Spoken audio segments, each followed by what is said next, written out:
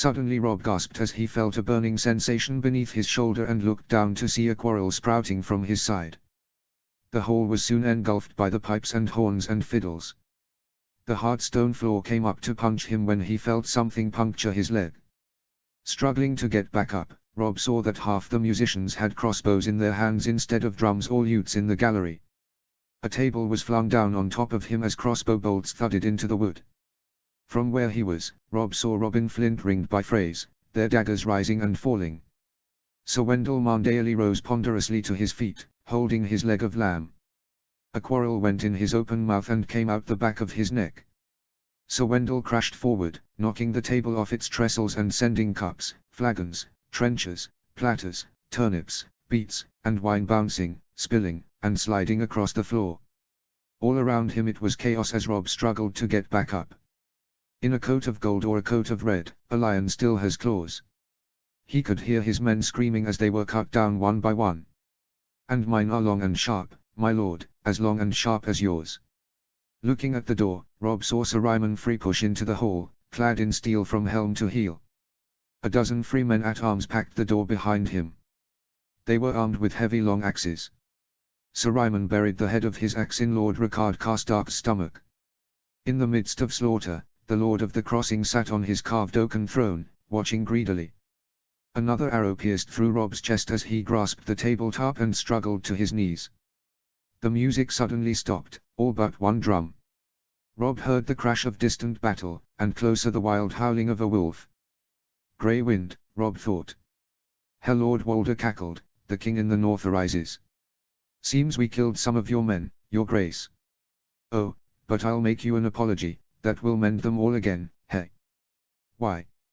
Rob asked, looking around the hall at all the bodies of his men. I think we both know the answer to that, your grace. Lord Walder replied. Black Walder walked up to Rob and spun him around to face him and raised his long axe. When the edge of the axe struck him its bite was red and cold.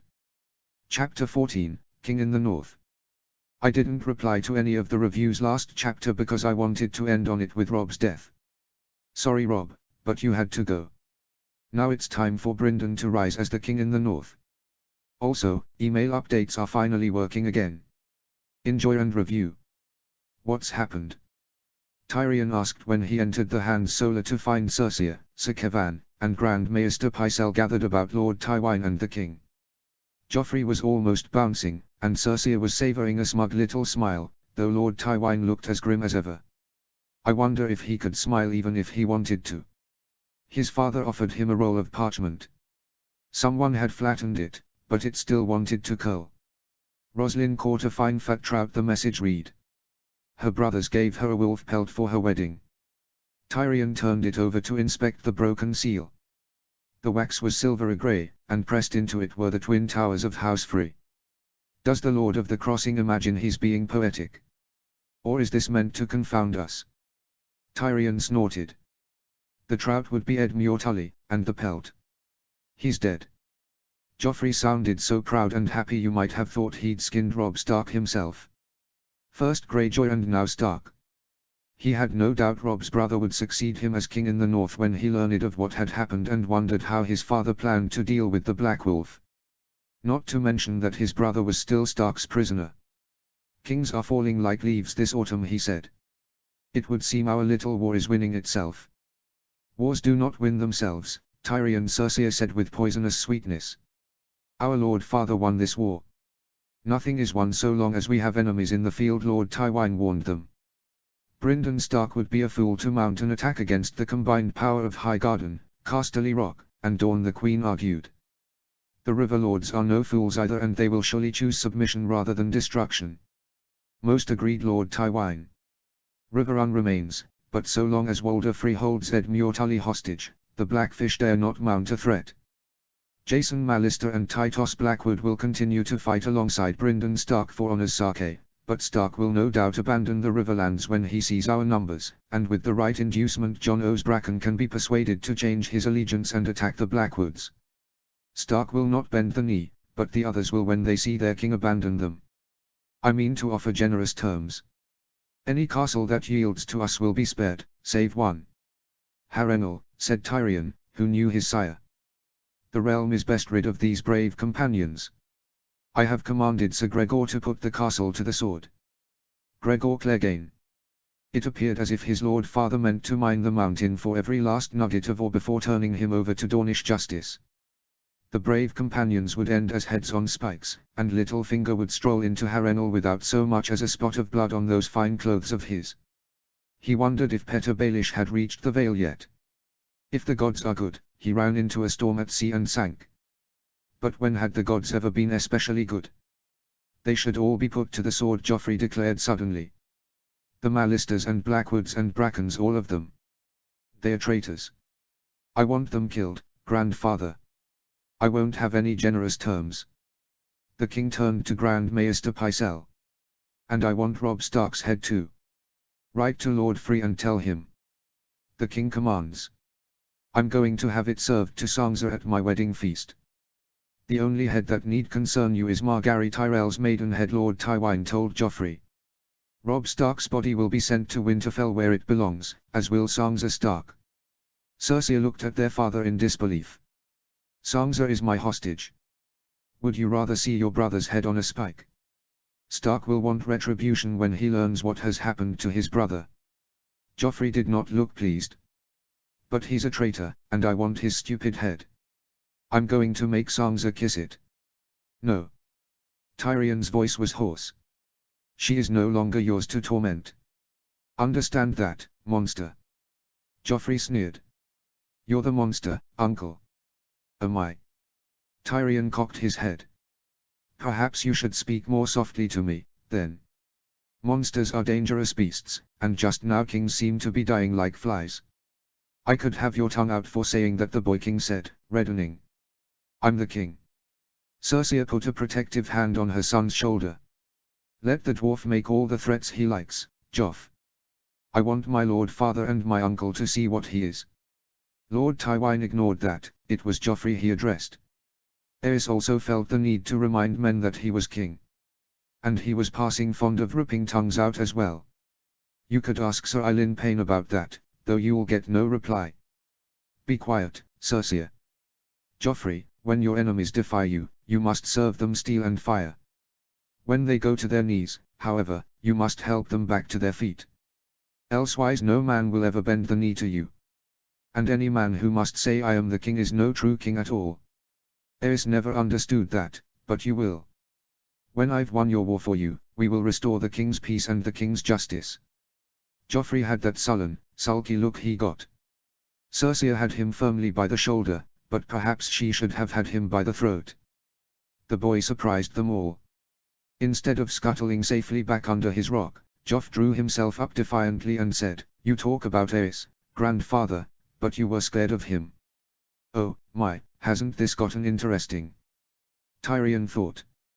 Lord Tywine studied his grandchild in silence, gold flakes shining in his pale green eyes. Joffrey, apologize to your grandfather, said Cersei. He wrenched free of her. Why should I? Everyone knows it's true. My father won all the battles. He killed Prince Rhaegar and took the crown, while your father was hiding under Casterly Rock. The boy gave his grandfather a defiant look. A strong king acts boldly, he doesn't just talk. Thank you for that wisdom, your grace, Lord Tywine said, with a courtesy so cold it was like to freeze their ears off.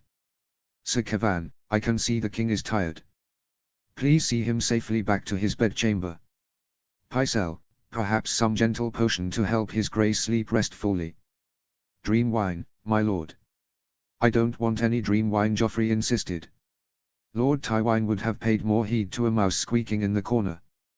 Dream wine will serve. Cersei, Tyrion, remain.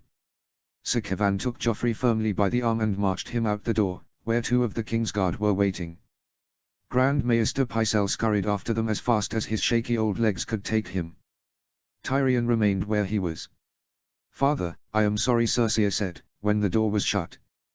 Joff has always been willful, I did warn you. There is a long league's worth of difference between willful and stupid. A strong king acts boldly. Who told him that? Not me, I promise you, said Cersei. Most like it was something he heard Robert say. The part about you hiding under Casterly Rock does sound like Robert. Tyrion didn't want Lord Tywine forgetting that bit. Yes, I recall now, Cersei said. Robert often told Joff that a king must be bold. And what were you telling him, pray? I did not fight a war to seat Robert II on the Iron Throne. You gave me to understand the boy cared nothing for his father. Why would he? Robert ignored him. He would have beat him if I'd allowed it. That brute you made me marry once hit the boy so hard he knocked out 2 of his baby teeth, over some mischief with a cat. I told him I'd kill him in his sleep if he ever did it again, and he never did, but sometimes he would say things. It appears things needed to be said. Lord Tywine waved 2 fingers at her, a brusque dismissal. Go. She went, seething. Not Robert II, Tyrion said. Aerys III. The boy is 13. There is time yet. Lord Tywine paced to the window. That was unlike him, he was more upset than he wished to show. He requires a sharp lesson. Tyrion had gotten his own sharp lesson at 13. He felt almost sorry for his nephew. On the other hand, no one deserved it more. Enough of Joffrey, he said. Wars are won with quills and ravens, wasn't that what you said? I must congratulate you. How long have you and Walder Free been plotting this? I mislike that word, Lord Tywine said stiffly. And I mislike being left in the dark. There was no reason to tell you. You had no part in this. Was Cersei told? Tyrion demanded to know. No one was told, save those who had a part to play. And they were only told as much as they needed to know.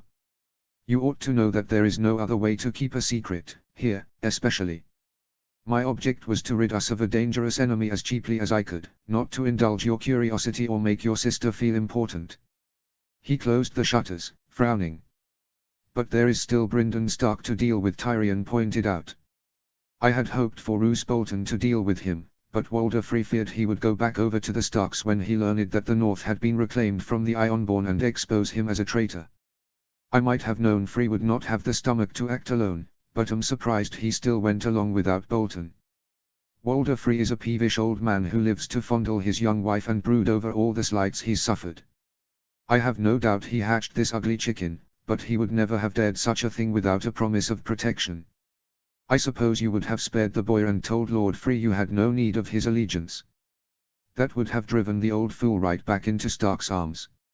Explain to me why it is more noble to kill 10,000 men in battle than a dozen at dinner. When Tyrion had no reply to that, his father continued.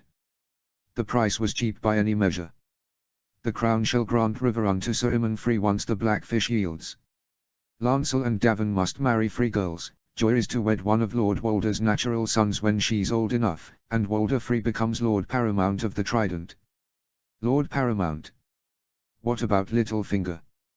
Tyrion asked. The title will have served its purpose when he brings the Vale back into the fold. The only way to bring the Freys back into the fold was by granting them the title. For now the Starks can keep the North, but come spring we will deal with them when we are done with Stannis and the River Lords. Do you truly believe Brynden Stark will free Jaime for his brother's bones and sister? I will also give those loyal to him in the Riverlands leave to follow him. The Blackfish, Jason Mallister, and Tytos Blackwood will no doubt follow their king north. We are well rid of these rebels. If he chooses to continue fighting, then he shall meet the same fate as his brother. What did that damn Stark boy want now? Jaime thought as he heard the door to his cell swing open. He was surprised to see the Stark boy enter with 2 of his guards along with his wolf, its dark golden eyes glowing in the dark. Jaime wondered what he or his family did this time to cause the boy to come grace him with his presence. Were it not for the fetters he was in and his limbs chained to the wall, Jaime was certain he would have been able to take down the boy's guards and wolf, but in the end he would die for it. Jaime was not ready to die just yet, and he knew that sooner or later he would be freed from this cell. I didn't expect to see you back so soon, Jaime said as the Stark boy entered. The only reason you're still breathing is because your sister holds my sister hostage, Kingslayer. You mean sisters, Jaime pointed out. He may have been kept in a cell for over a year, dragged across the north in chains, but Jaime knew that both Stark girls were prisoners at King's Landing. They were the only reason why he was not killed in his sleep yet. Your sister lied about holding both my sisters hostage, the Stark boy said. One of them escaped after your king had my father killed. You can thank your hound for returning her safely to me. Jaime was surprised when the Stark boy moved to the side and Sandor Clegane emerged from the shadows as he entered his cell. He couldn't believe that Joffrey's sworn sword was here now by Stark's side. Could this be one of Tyrion's or his father's ploys to free him by having Clegane feign allegiance to the Starks? If not, Clegane was a fool if he believed that the wolf would prevail against the lion. It's been a while, Clegane Jaime greeted. Indeed it has, Sir Jaime. You look like shit since the last time we saw each other. And look at you. Have you sworn your sword to the Starks? You are a fool to have left your king's service. Enough, the Stark boy ordered before Clegane could respond, while his wolf crept up to Jaime and bared its teeth at him. The boy was a fool if he believed that his wolf would scare him. We did not come here for small talk. No, then why are you here? That's all we ever do when you come to visit. Not today. The Stark boy nodded his head and two of his guards approached him to unchain his hands from the wall. He would not show fear in front of this boy, Jaime vowed. One of the guards shoved him in the back, and the other kicked his legs out from under him. When he hit the ground, the Stark boy grabbed the chain between his wrists and used it to yank his arms out in front of him.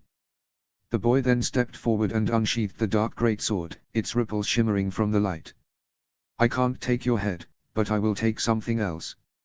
Retribution for what your family did to mine. Jaime did not like where this was going, and he heard the wolf growl as the boy sauntered over to him. He means to scare me. Jaime could see it now as he saw the other guards with their hands on the pommels of their swords with the wolf prowling around his cell. The Black Wolf wants me to piss my breeches and beg his mercy, but he'll never have that pleasure. He was a Lannister of Casterly Rock, Lord Commander of the Kingsguard. No boy would make him scream. The light of the torches glowed along the ripples of the great sword as it came shivering down, almost too fast to see. And Jaime screamed. Damn the Freys and the Lannisters, Brynden cursed as he knelt in the godswood of Seaguard, with Shadow by his side. His brother was dead, murdered by the Freys as a guest beneath their roof. The Red Wedding, the small folk called it. To think that he could have met the same fate had he gone with Robb to the twins for the wedding. Brynden shuddered at the thought. The Freys had hacked his brother's head off and sewed the head of Grey Wind in its place, and nailed a crown about his ears. Now the Lannister and Tyrell armies were marching onto the Riverlands, with the Lannister army already massing at the Golden Tooth, with some of the River Lords already bending the knee to the Iron Throne because their kin were held captive by the Freys. Were it not for the current situation they were in, Brynden would have gladly marched on the twins, sacked the castle, and put all of the Freys to the sword. But the Freys kept his uncle imprisoned, and if he attacked, he would risk being attacked from behind by the Lannister army massing at the Golden Tooth. He had 13,000 men with him, but the Lannisters had more because of their alliance with the Tyrells. If he stayed here at Seaguard, he knew it would not be long before he was surrounded and destroyed. It was now impossible for him to hold the trident, and he doubted the Blackfish would be able to fend off their enemies with the River Lords bending the knee to the Iron Throne. The only thing keeping the Lannisters at bay for now was that he still held Lord Tywin's son as his prisoner. There was a truce for now between their forces and the Iron Thrones, but it was only a matter of time before the Lannisters decided to make their move. He had no choice but to accept Lord Tywin's terms if he hoped to survive to fight another day. The Lannisters could keep the trident, but the north was his. His lords would not like it, but Brynden saw no other option. They had been fighting for their independence and his sisters, and they would get it along with his brother's bones and crown if he freed the Kingslayer and abandoned the Riverlands. It seemed that Lord Tywin was truly desperate to get his son back if he was allowing Brynden to keep the north and returning his sister and Robb's bones to him. The Iron Throne could easily overwhelm what forces Brynden had at Seaguard, but so far Lord Tywin had not moved against him because his son was his prisoner. Still, Brynden was surprised Lord Tywin had not diverted all of his forces to deal with the few River Lords still supporting his cause. No doubt he wanted to focus all of his attention on finishing off Stannis Baratheon, who had been defeated at the Blackwater. At least it would give him time to deal with the Ironborn and return back north to cement his rule. Robb may be gone, but Brynden would continue with the invasion of the Iron Islands as they had planned. So long as the Ironborn remained, they were a threat to his kingdom, and his lords still wanted revenge for their attempted invasion of the north. Asha would hate him for wiping out her people, but her people brought this on themselves when they decided to attack the north. The Ironborn didn't have any strength left after the Fever River, and this Euron Greyjoy would not be king for long. Rest now, brother, for your reign is over. Brynden stood back up and left the Godswood with Shadow trailing behind him. He could not grieve for his brother now, for it would not be wise to show weakness in front of his lords. Brynden was their king now, and he needed to be strong if he wanted his kingdom to survive. Robb would want Brynden to continue fighting for the north, and he would do just that. The trident was lost, but holding on to the Riverlands had been a lost cause to begin with. The only thing that mattered to Brynden now was securing the kingdom of the north. Summon the other lords, Brynden ordered as he approached the Smallgen and Dacey Mormont. We must call a council. There are matters that need to be discussed. Yes, your grace. They bowed and took their leave while Brynden continued making his way back into the castle. A while ago he had been a prince, and now he was a king. Brynden never thought he would succeed his brother like this. The war council convened in the great hall, at 4 long trestle tables arranged in a broken square. With Lord Edmure a captive at the Twins, the Blackfish had arrived at Seaguard to take his place, abandoning Riverrun after Brynden had ordered him to, bringing with him a garrison of 200 men. Brynden Blackfish had not been pleased with the order, but the trident was lost to them. The only other river lords to join them were Tytos Blackwood and Jason Mallister. The northern lords sat opposite, with Brynden facing the Blackfish across the tables. Robert Glover sat at Brynden's left hand, and then the Great Jon, Galbart Glover, Lady Mormont, Sir Willis Marndaly, and the new Lord Harryon Karstark were to the right of Brynden. Brynden understood how Harryon was feeling right now after he had learned about his father's death. His companion had his own share of losses as well since they marched south. His 2 brothers were dead in the Whispering Wood, and now his own lord father had joined them. Brynden brooded over the loss of his brother while the others argued about what they should do next. He had already decided what he was going to do, but he wanted to hear what his other lords had to say. Sir Davon Lannister had reformed the remnants of the Lannister host at Oxcross and had joined his forces with Sir Forley Prester at the Golden Tooth. Sir Helman Tallheart still held Moat Cailin. Roose Bolton and his men had been wiped out by Sir Gregor Clegane and Lord Randall Tarley at the fords of the Trident, and Harrenhal had been retaken by the Lannister forces. Only 4 kings remained, with 2 of them being succeeded after their deaths. Many of the Lords Bannerman wanted to march on the Twins at once, to meet Lord Walder and end the frays for their treachery in the Red Wedding. They were fools if they believed they could take the castle before the Lannisters attacked them from behind. One of his lords suggested they ally with King Stannis and help sit him on the Iron Throne. If they did that, Brynden was certain Stannis would demand they bend the knee and renounce their claim on the north. Stannis would break before Brynden ever agreed to those terms. He would never let the north be ruled by the south again. The Great Jon was one of the few, to Brynden's surprise, to suggest they continue with their planned invasion of the Iron Islands. Others also voiced their thoughts about abandoning the Trident. The Trident is a lost cause, my lords. Brynden spoke at last. You cannot mean to accept Lord Tywin's offer, your grace, Jason Mallister said. We all know he is the one who helped orchestrate the Red Wedding. And his son has paid for his father's crimes, Brynden replied. To make certain the Kingslayer never dare raise his sword against the north again, Brynden had cut off Sir Jaime's sword hand. The Kingslayer's screams had been like music to his ears as he enjoyed watching the Lannister cry out in pain, staring at his arm in shock over the loss of his hand. He could not kill him, but he would make him suffer while he was still his prisoner. I do not like it either, my lords, but it's the best offer we're going to get, Brynden continued. And what of my nephew? Brynden the Blackfish asked. To ensure they kept their word with releasing the Kingslayer and abandoning the Trident, Lord Edmure would remain a prisoner of the Iron Throne. He was freeing one of his kin while another was kept in chains. There was no other option unless his lords meant to keep on fighting in the south and die far from home. There is nothing we can do for him. If we march on the Twins, we risk being caught between the Freys and the Lannisters from the south. With the other river lords bending the knee, we will be surrounded from all sides and slaughtered. For now all we can do is bide our time and wait until our enemies are weak. The North remembers, Uncle, and Lord Edmure will not be forgotten, but we would risk losing everything if we put everything into one battle. Robb would not want that. They would need to make alliances if they hoped to see the Lannisters fall from power. Brynden realized it would be no easy task with so many already bending the knee and declaring for the Iron Throne. His bannermen were all thinking about the present, but Brynden was thinking about the future. For now Brynden needed to be focused with his plan on raising the Iron Islands. Once the Ironborn were wiped out and the Sunset Sea under their control, all that would be left for them to face would be the Lannisters and the Tyrells. By then Brynden hoped that Lord Tywine Lannister would be dead. It was clear to Brynden that Lord Tywine was why the Lannisters were still in power. Once he was gone, it wouldn't be for long before the Lannisters fell into chaos. Brynden wondered how his mother would react when she learned of Robb's demise and her brother's capture. His mother had lost so much since this war had begun. First his father and hers, and now it was her brother and Riverrun. At least she would have most of her children back with her. That much was all that Brynden could hope to give her. Brynden was thinking about how his brother had died during the Red Wedding, wishing that his brother were still alive, when Lord Harry on Karstark lurched to his feet.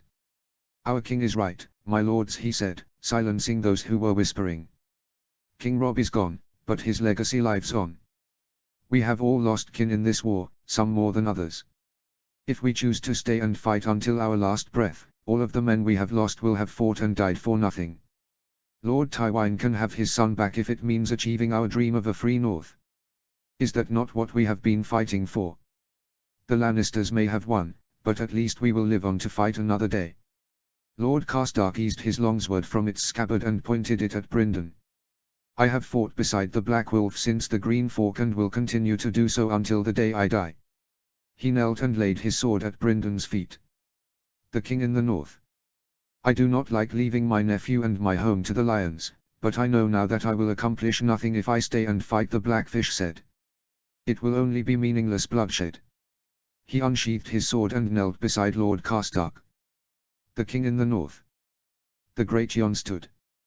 "The king in the north," he declared, reaching back over his shoulder, drawing an immense two-handed great sword and laid it beside the others. His other bannermen did the same, and Brynden was surprised to see Mallister and Blackwood rise and draw their blades as well, bending their knees and proclaiming him their king, even if it meant abandoning their castles to the Lannisters. The hall rang with the sound of their voices as they all shouted, "The king in the north! The king in the north! The king in the north!" Chapter 15, Last Storm. Damn you guys, I never expected this story to hit over 400 followers and get over 200 reviews in 14 chapters. Thanks for all of your support, especially to all of my repeat reviewers.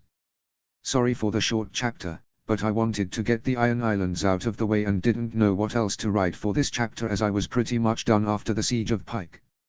Hopefully the battle makes up for the short chapter. As always, enjoy and review. Trails of smoke could be seen from the distance as the town of Lordsport was aflame from the burning projectiles being launched into the town from the tray buckets loaded on the decks of their ships. The buildings were on fire, and the houses, taverns, and inns were crumbling underneath the weight of the bombardment. Brynden couldn't help but wonder if this sight had been the same when his father had been part of the invasion force alongside King Robert Baratheon. If only Robb could have been here to see it. But he was gone now, and it was up to Brynden to finish what they had started. In the end his bannermen had agreed to Lord Tywine's terms, but while the Iron Throne still held his uncle Ed Muir hostage, they held Lord Tywine's kin at Moat Cailin, sons of Sir Kevan Lannister, Martin and Willem Lannister. They did not have the same value as the Kingslayer, but they were still his kin, and should the Lannisters break their truce, Brynden would not hesitate to put them to the sword. Unlike Robb, Brynden understood there were no rules during wartime. His brother's follies had almost cost them a kingdom and their lives, and Brynden vowed he would not make the same mistakes his brother had made. Shouts of fire could be heard among the longships of the Winter Fleet as burning projectiles were launched into the town. The Ironborn's defenses had been meager at best when they had launched their attack. No doubt this King Euron had been securing his claim when they had begun the attack. The Ironborn had suffered heavy losses on the Fever River and at Deepwood Motte. With most of their skilled fighters slaughtered, it was only a matter of time before they were wiped out. To draw out their forces, Sir Brynden the Blackfish had led an attack on Old Wyk whilst the Great Jon subdued Great Wyk. They received barely any resistance from the Ironborn side, as most of their ships were either scattered or sunk. The Ironborn drew their strength from the sea, but with their ships scattered and destroyed, they were no better than brigands.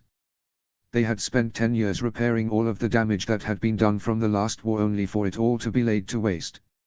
All of this could have been avoided if Balon Greyjoy had accepted his brother's terms, and now they were paying for their treachery.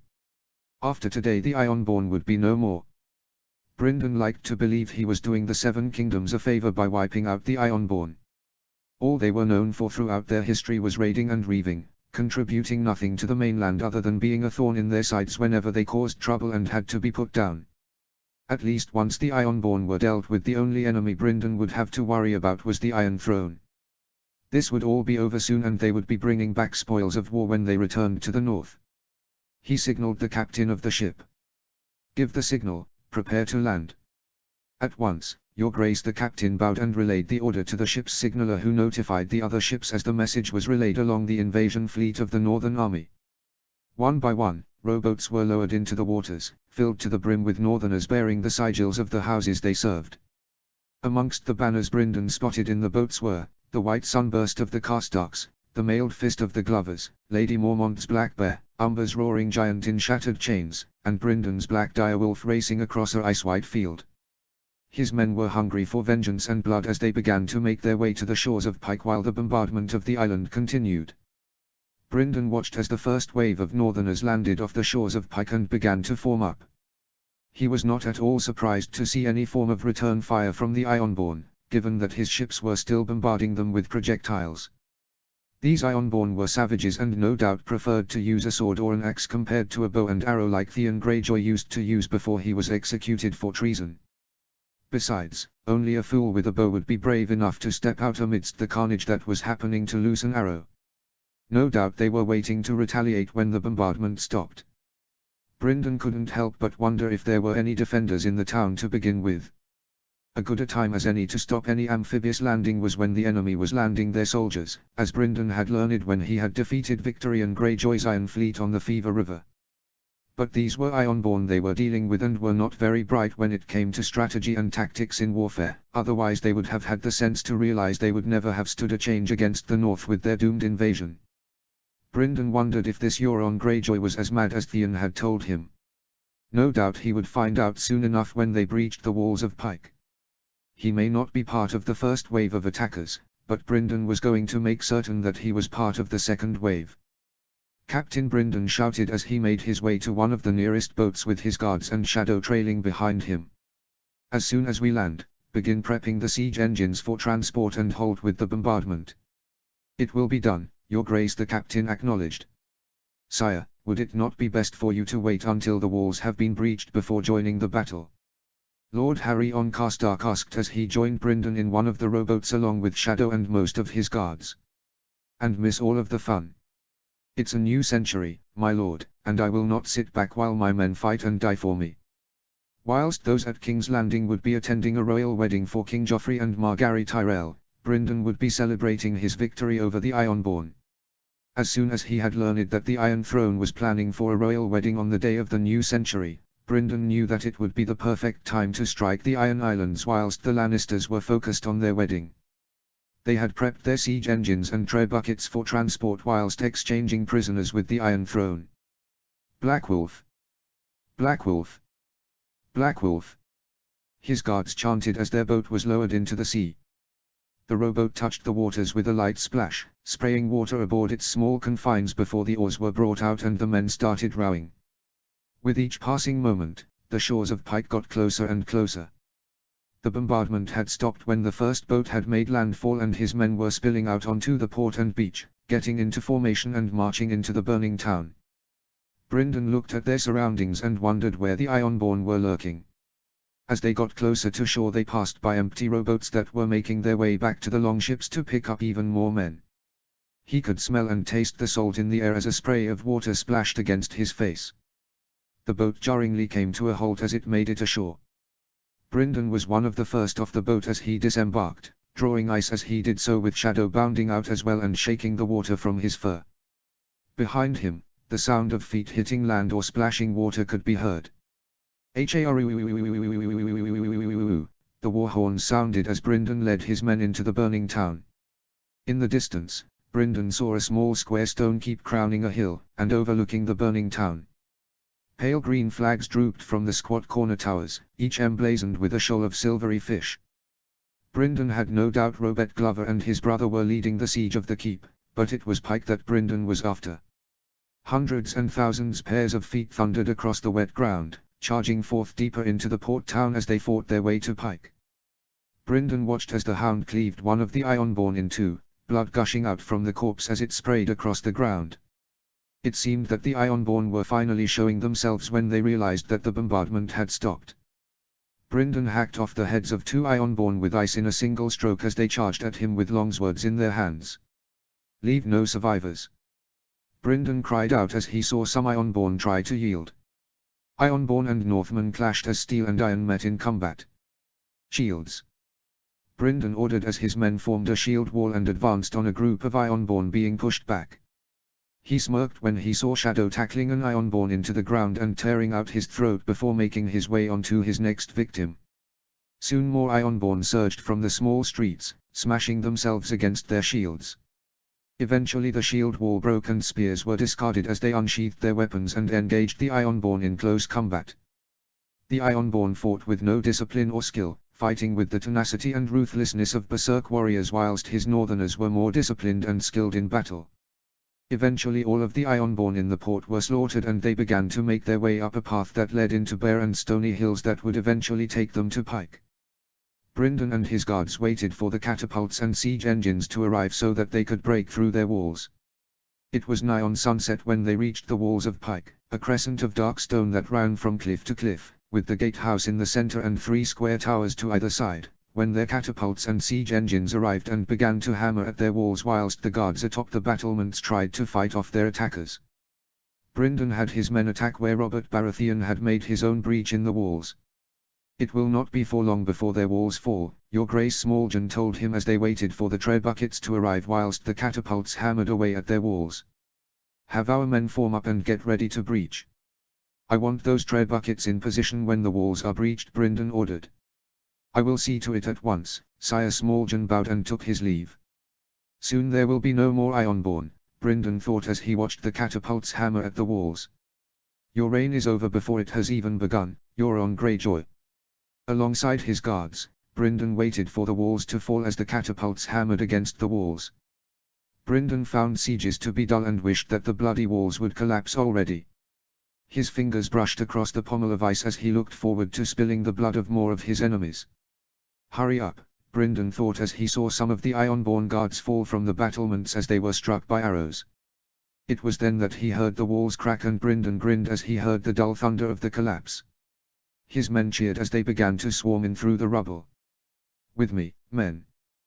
Brindon shouted, charging forth to join the others as they poured through the broken curtain wall.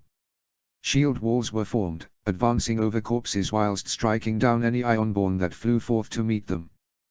Beyond the curtain wall were 100 acres of headland hard against the sky and the sea. Whirling ice in his hand, Brindon took the hand off one of the Ironborn that were foolish enough to charge at him before taking his dagger out and plunging it into his skull. The hound, Brindon saw, was hacking his way through a line of Ironborn as they tried to push him back.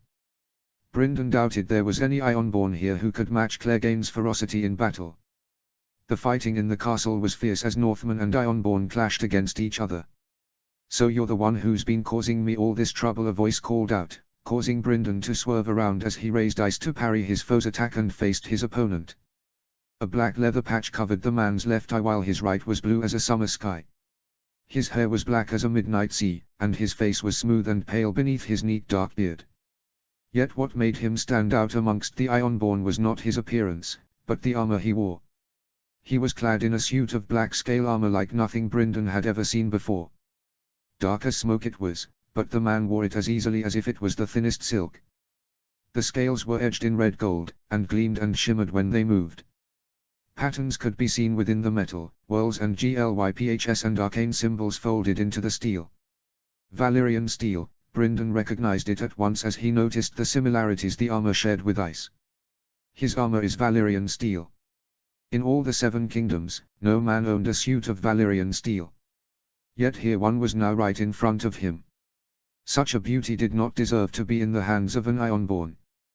Bryndon had decided at once that he was going to claim that armor for his own after he slew the man. Instead of responding to the man, Bryndon lashed out swinging ice at the man, and his great sword bounced off his armor as his foe evaded the attack.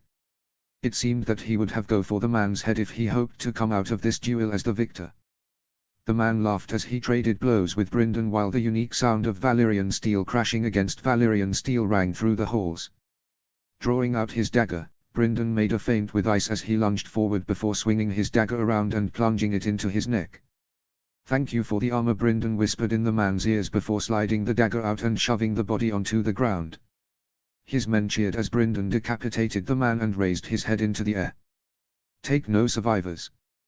Kill them all and raze their castles," Bryndon shouted, watching his men pick off the survivors as the Ironborn tried to yield. They never would have given them the chance to yield if they were in their place, so why should they?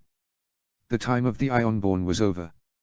Why was this matter not brought before me before we set sail for the Iron Islands? Bryndon demanded, looking down at the map of the north, clad in his new Valyrian steel armor taken from the fallen King Euron Greyjoy. He wore a surcoat over it with obsidian direwolves clasping it. "We did not receive the Raven until days after we had set sail," Your Grace Galbart Glover told him. "There is still time for us to arrive to the Night's Watch aid if we set sail with just our mounted men," the Blackfish added. "The Lannisters are in disarray at the moment with the death of their king, and Sir Helman holds Moat Cailin with 1,000 men. All the more reason why Bryndon was furious to begin with. Had he known about the threat the king beyond the wall posed against the Night's Watch, he would have marched onto the wall instead of sailing for the Iron Islands. With the amount of men the Night's Watch possessed, Bryndon knew it was only a matter of time before they fell against a force of 100,000. Jon was at the wall and Bryndon feared for his brother's safety. Whilst his brother was a skilled swordsman, one man could not possibly hope to defeat a host that size on his own. "How many mounted men do we have?" Bryndon asked. "Including the ones from the Whispering Wood, 5,000, Your Grace," the Blackfish replied. Like the Ironborn, the Wildings were not a disciplined army and would most likely break at the first charge of their northern cavalry. If the Wildings were still north of the wall, Bryndon and his army would be able to surprise them if they sailed up the gorge and joined his host with the Rangers of the Shadow Tower. Their attacks were focused on Castle Black, and Bryndon hoped they would be able to make it on time to save the Night's Watch from their imminent destruction. "Will they be enough?" "They will be, sire, so long as our outriders are able to screen our movements. Then we will set sail for the gorge at once and link up with the Rangers of the Shadow Tower. From there we will have to rely on their Rangers to guide us to where the Wilding host is launching their attack on Castle Black." So much for going back home to see his family. It seemed that would have to wait, for Jon needed him more at the moment. "Give the orders, have our men ready to set sail on the double," Bryndon commanded. His bannermen bowed and took their leave. Despite the looming battle he was going to be facing, Bryndon couldn't help but smile as he thought about King Joffrey's death and the current situation the Lannisters were in. He found it amusing that King Joffrey was poisoned at his wedding as his brother Robb was slain at their uncle Edmure's wedding. No doubt they would be fighting for power with the boy king now sitting on the Iron Throne. Bryndon remembered during the king's visit at Winterfell when Tommen fought his brother Bran with wooden swords. The young prince wore so much padding he looked like a stuffed goose, and after Bran had knocked him to the ground, Bryndon had laughed when he saw the prince struggle to get back onto his feet. It was hard for him to believe that same boy was now a king, not to mention that his uncle the imp was being blamed for murdering King Joffrey. Whoever was responsible for the king's death, Bryndon didn't care for. It was one less enemy for him to worry about. He made his way over to Shadow and knelt down to scratch his ears. "We'll be seeing Jon and Ghost soon, boy." Bryndon chuckled as Shadow licked his hands. Father, Robb, and Grey Wind were gone, but the pack still lived on. Bryndon would do whatever it took to keep his family safe. He was the king in the north now, and he had a kingdom to protect, a wall to defend, and a brother to save. His war was not over yet. Chapter 16, Two Kings. Originally I had planned to push the Battle of Castle Black back a bit so that Bryndon could arrive to parley with Mance instead of attacking him, but I scrapped that as I felt it would be too easy for Bryndon and the Free Folk to unite against the others and their army of the dead. Enjoy and review. It was beneath the wall near Castle Black where Bryndon Stark would face Mance Rayder and his wilderling host of 100,000 men. They had ridden hard from the gorge after they had anchored their ships, and at the Bridge of the Skulls, they had helped the brothers of the Night's Watch defeat a band of wildlings and slew a raider known as the Weeper. From there, Sir Denys Mallister and his rangers joined Bryndon's host and led them along the Ranger roads. His uncle the Blackfish led the outriders to screen their movements, as they got ever closer to Mance Rayder's host. Now they waited for the signal of the attack as they laid in wait beyond the Wildling camp. In order to completely break the Wildling host, Bryndon had divided his host into 3 columns where they would then attack the Wildling camp from 3 angles. The wildlings would have no time to counter them when the attack began. Bryndon would lead one of the columns while the Great Yon would lead another, and Harry on Karstark would lead the last one. Bryndon was certain the Wildling host would break from the first charge. He was going to show these wildlings why he was called the Demon of the North. His guards since the Green Fork were amongst those who would ride with Bryndon into battle, along with those who had fought alongside Robb in the Whispering Woods. The rest were all waiting for the Blackfish and the Rangers of the Night's Watch to draw the wildlings out for them to be slaughtered. He could only hope that the brothers at Castle Black were still alive and holding the tunnel against the wildling host. From what Bryndon had learned from Sir Denys Mallister, his brother Jon Snow was amongst those defenders. What is taking them so long? Bryndon was growing restless as he waited and listened for the signal of attack. He couldn't help but wonder if they were too late and the wildlings had already taken the wall and were invading his kingdom. Despite his worry, Bryndon continued to wait, for he trusted the Blackfish and the brothers of the Night's Watch who were with him. They would do what was needed to be done if they hoped to defend the wall. Shadow was growing anxious as well, Bryndon could sense it. He was not the only one who hungered for the blood of their enemies. It was moments like these in battle that Bryndon hated.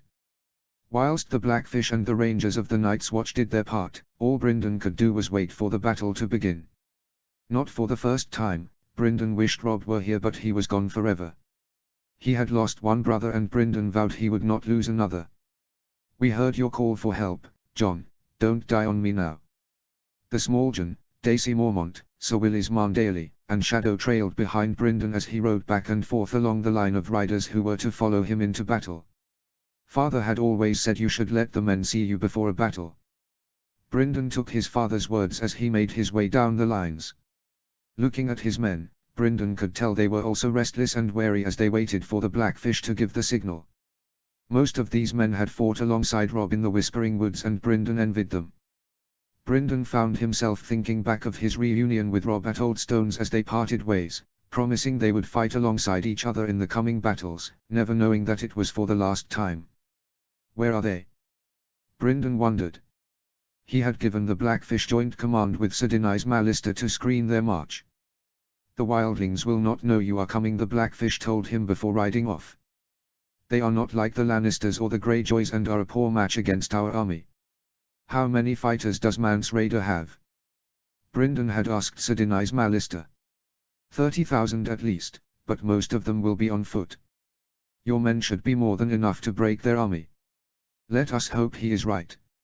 It was then that Bryndon heard the low moan of a war horn. Even from where they were positioned, Bryndon saw the brothers of the Night's Watch falling back as they baited the wildlings to follow them. "Fools," Bryndon smirked as he heard the wildlings shouting war cries and waving clubs and bronze swords and axes made of flint, galloping headlong at their ancient enemies. No doubt they believed they could easily take on the brothers of the Night's Watch, not knowing that they were not alone. His men were readying themselves as he waited for the right moment to sound their attack. Though he could not make out all of the enemy camp, Bryndon was surprised to see other brothers of the Night's Watch emerging from the trees on the eastern side of the camp. Eastwatch men, Bryndon thought as another group of wildlings broke off the west side to meet their foes. Had someone else also answered the Night's Watch call for help? Bryndon doubted the Iron Throne would send help with the death of their king and wondered who else could have answered their call. With most of the wildlings drawn out by the Black Brothers, Bryndon decided now was the moment to strike. He raised his lance and Shadow lifted his head and howled. He put his spurs to his horse as the howl was answered with war horns from his own men and cheers as they joined him in the charge. They raced into the forest towards the unsuspecting wildlings. He heard the war horns of the Great Yons and Karstark's men coming from the north and northwest, the sounds crashing together in a great cacophony. Shadow bounded beside him howling as they charged into battle. The brothers of the Night's Watch dispersed as they descended on the wildlings like a wave of steel. This was what he was born for. Brynden smiled as he lowered his lance and struck one of the wildlings down, blood spraying from his corpse. Robb was always the better lance, but at the moment it didn't really matter as he was picking off wildlings one by one. Shadow leapt from his side to tear out a poor wildling's throat as Brynden lowered his lance and slashed it across the chest of another one. To his surprise, Brynden cursed as trumpets began to blow amidst all the chaos, loud and brazen. Neither wildlings nor northerners used trumpets, only war horns. His men and the wildlings knew that, and the sound sent the wildlings running in confusion, some toward the fighting, others away. Now he was certain that another army had answered the Night's Watch call, but who? Just as Brynden had done except for on the east side, riders began emerging from the east, the northeast, and the north, 3 great columns of heavy horse, all dark glinting steel and bright wool surcoats. Southrons, Brynden cursed as they joined the northerners in picking off the wildling army. For now it seemed they had no choice but to work with them. Don't attack them unless they attack you, Brynden shouted, plunging his lance into another wildling before pulling it out. His horse began to go wild and Brynden fought to keep control of it when he saw giants climbing on 2 mammoths. He stared in awe at the giants for a moment, remembering the stories old Nan used to tell about them. It was hard for him to believe that he was staring at an actual giant. Gaining control of his steed, Brynden galloped off to join his guards as they smashed into a wildling band trying to get into battle formation. The wildlings were panicking as the 2 armies began to overwhelm them.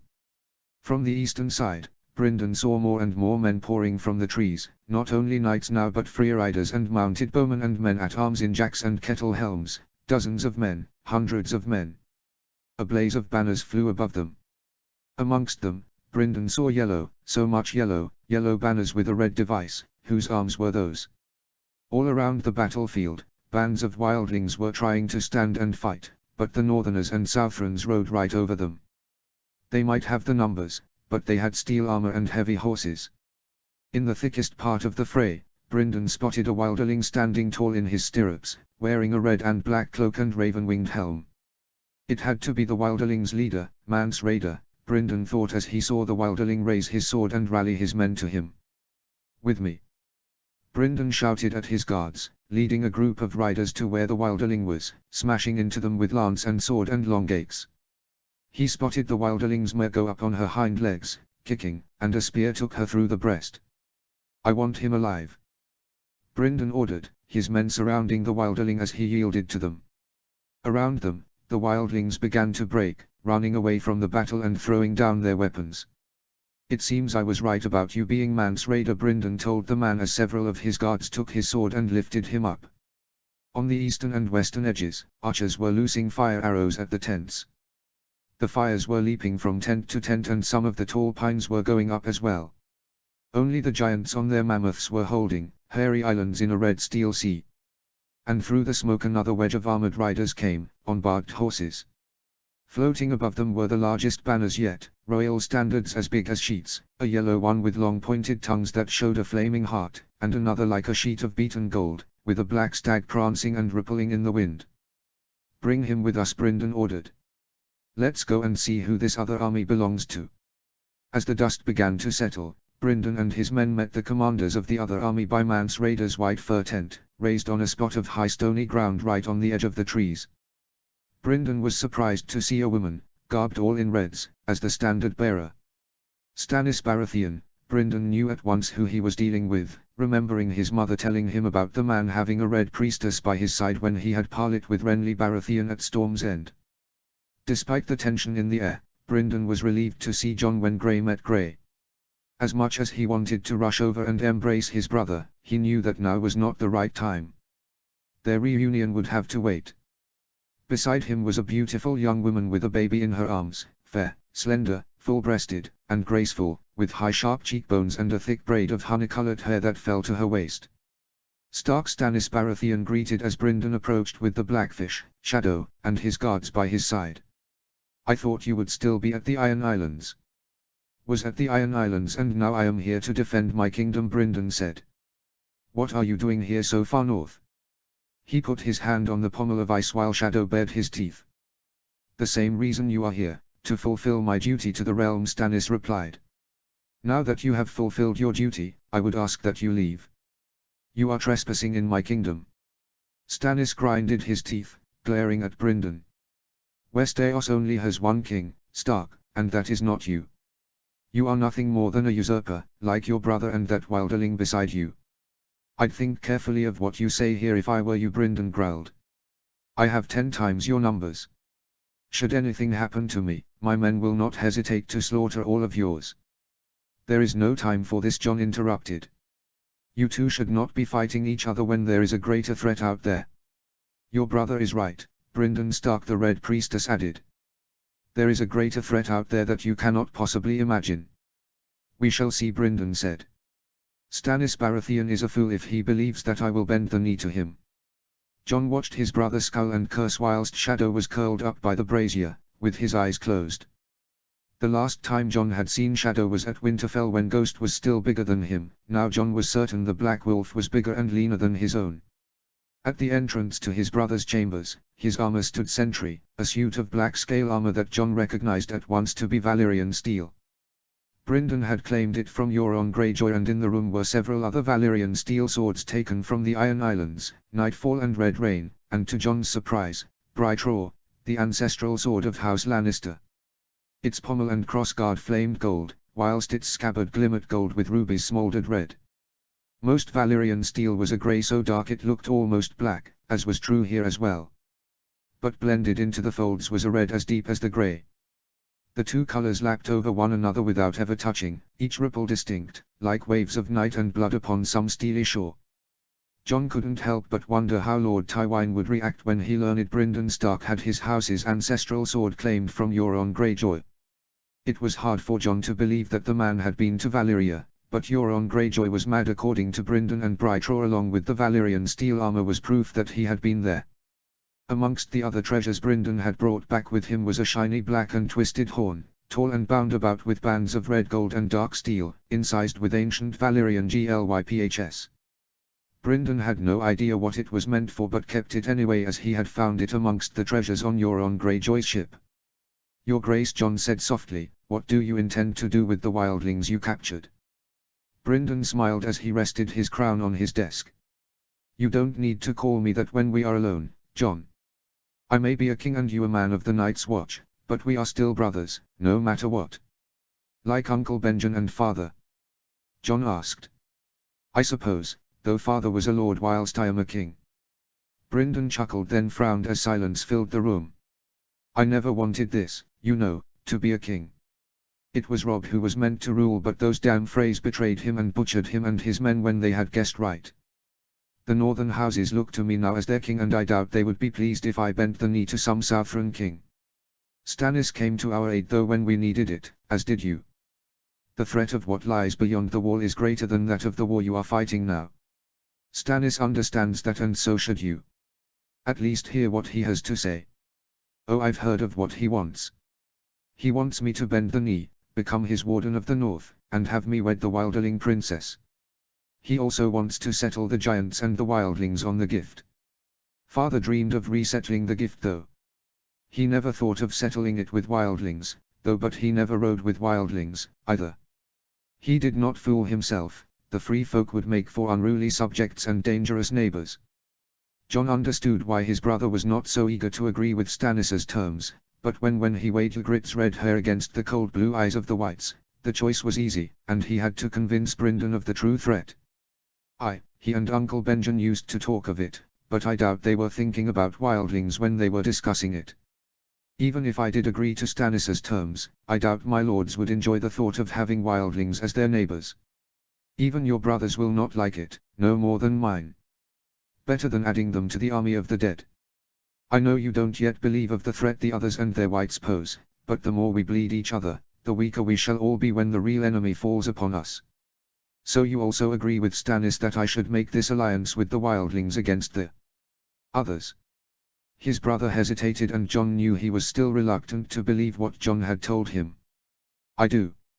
And here I thought you'd take my side and not agree with the Southron cunt. What kind of brother are you? Brynden sighed, running his hand through his dark brown hair. The kind who wants us all to live. You and I both know that the North won't be able to defeat the others on your own.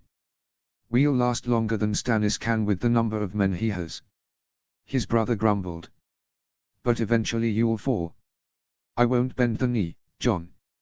Stannis can keep all of the lands south of the Neck if he takes the Iron Throne, but he'll never rule the North.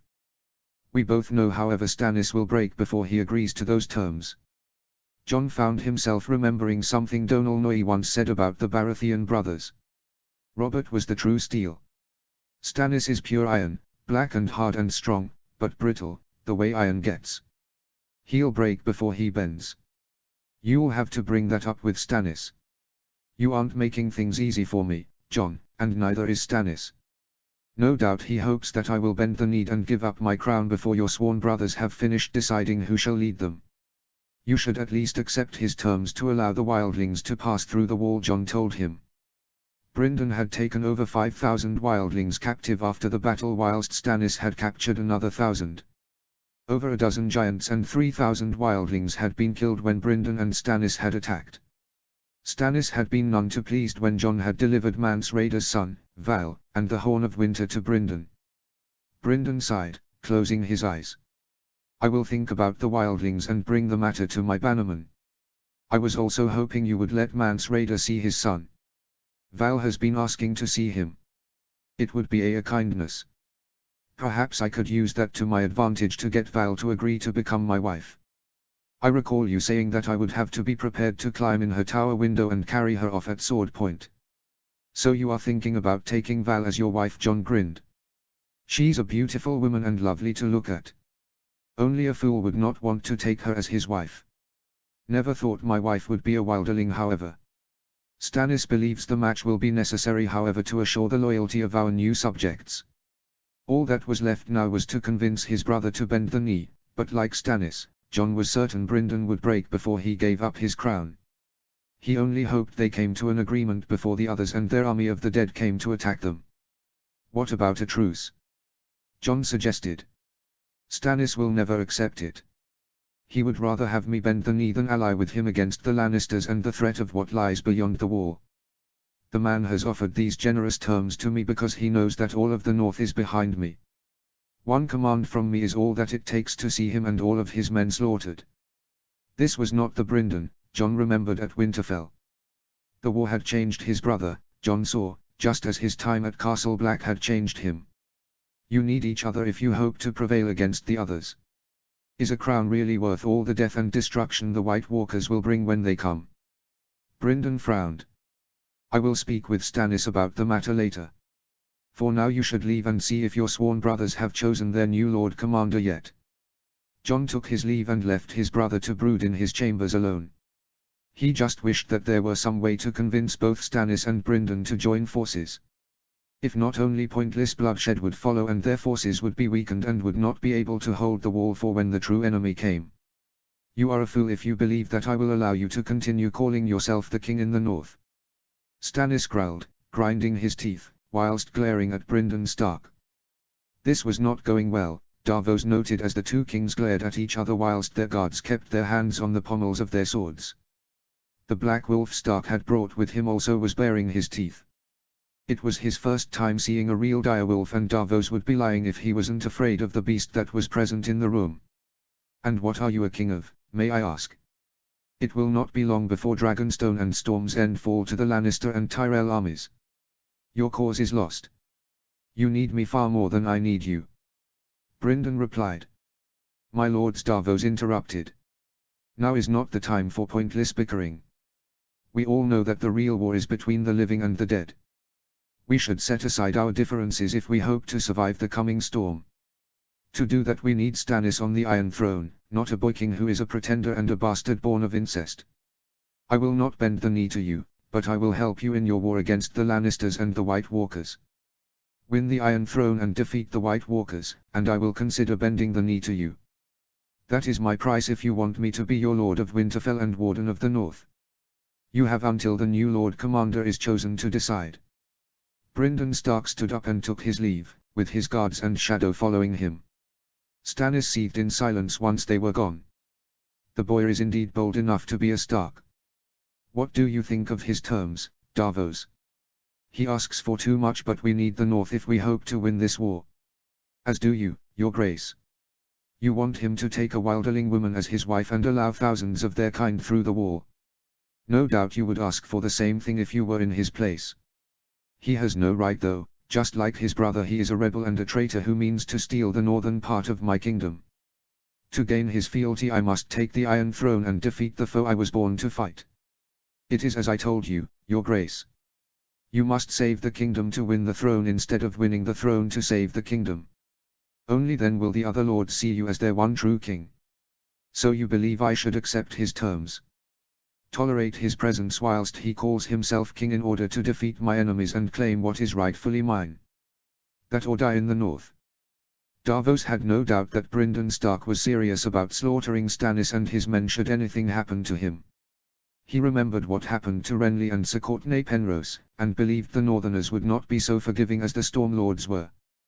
These Northerners were more loyal to the Starks of Winterfell and would not welcome a Southron as their king. The North is your only hope if you want to win the Iron Throne. They have a fleet and battle-hardened men. Once the wildlings are let through, you will have even more men to fight for your cause.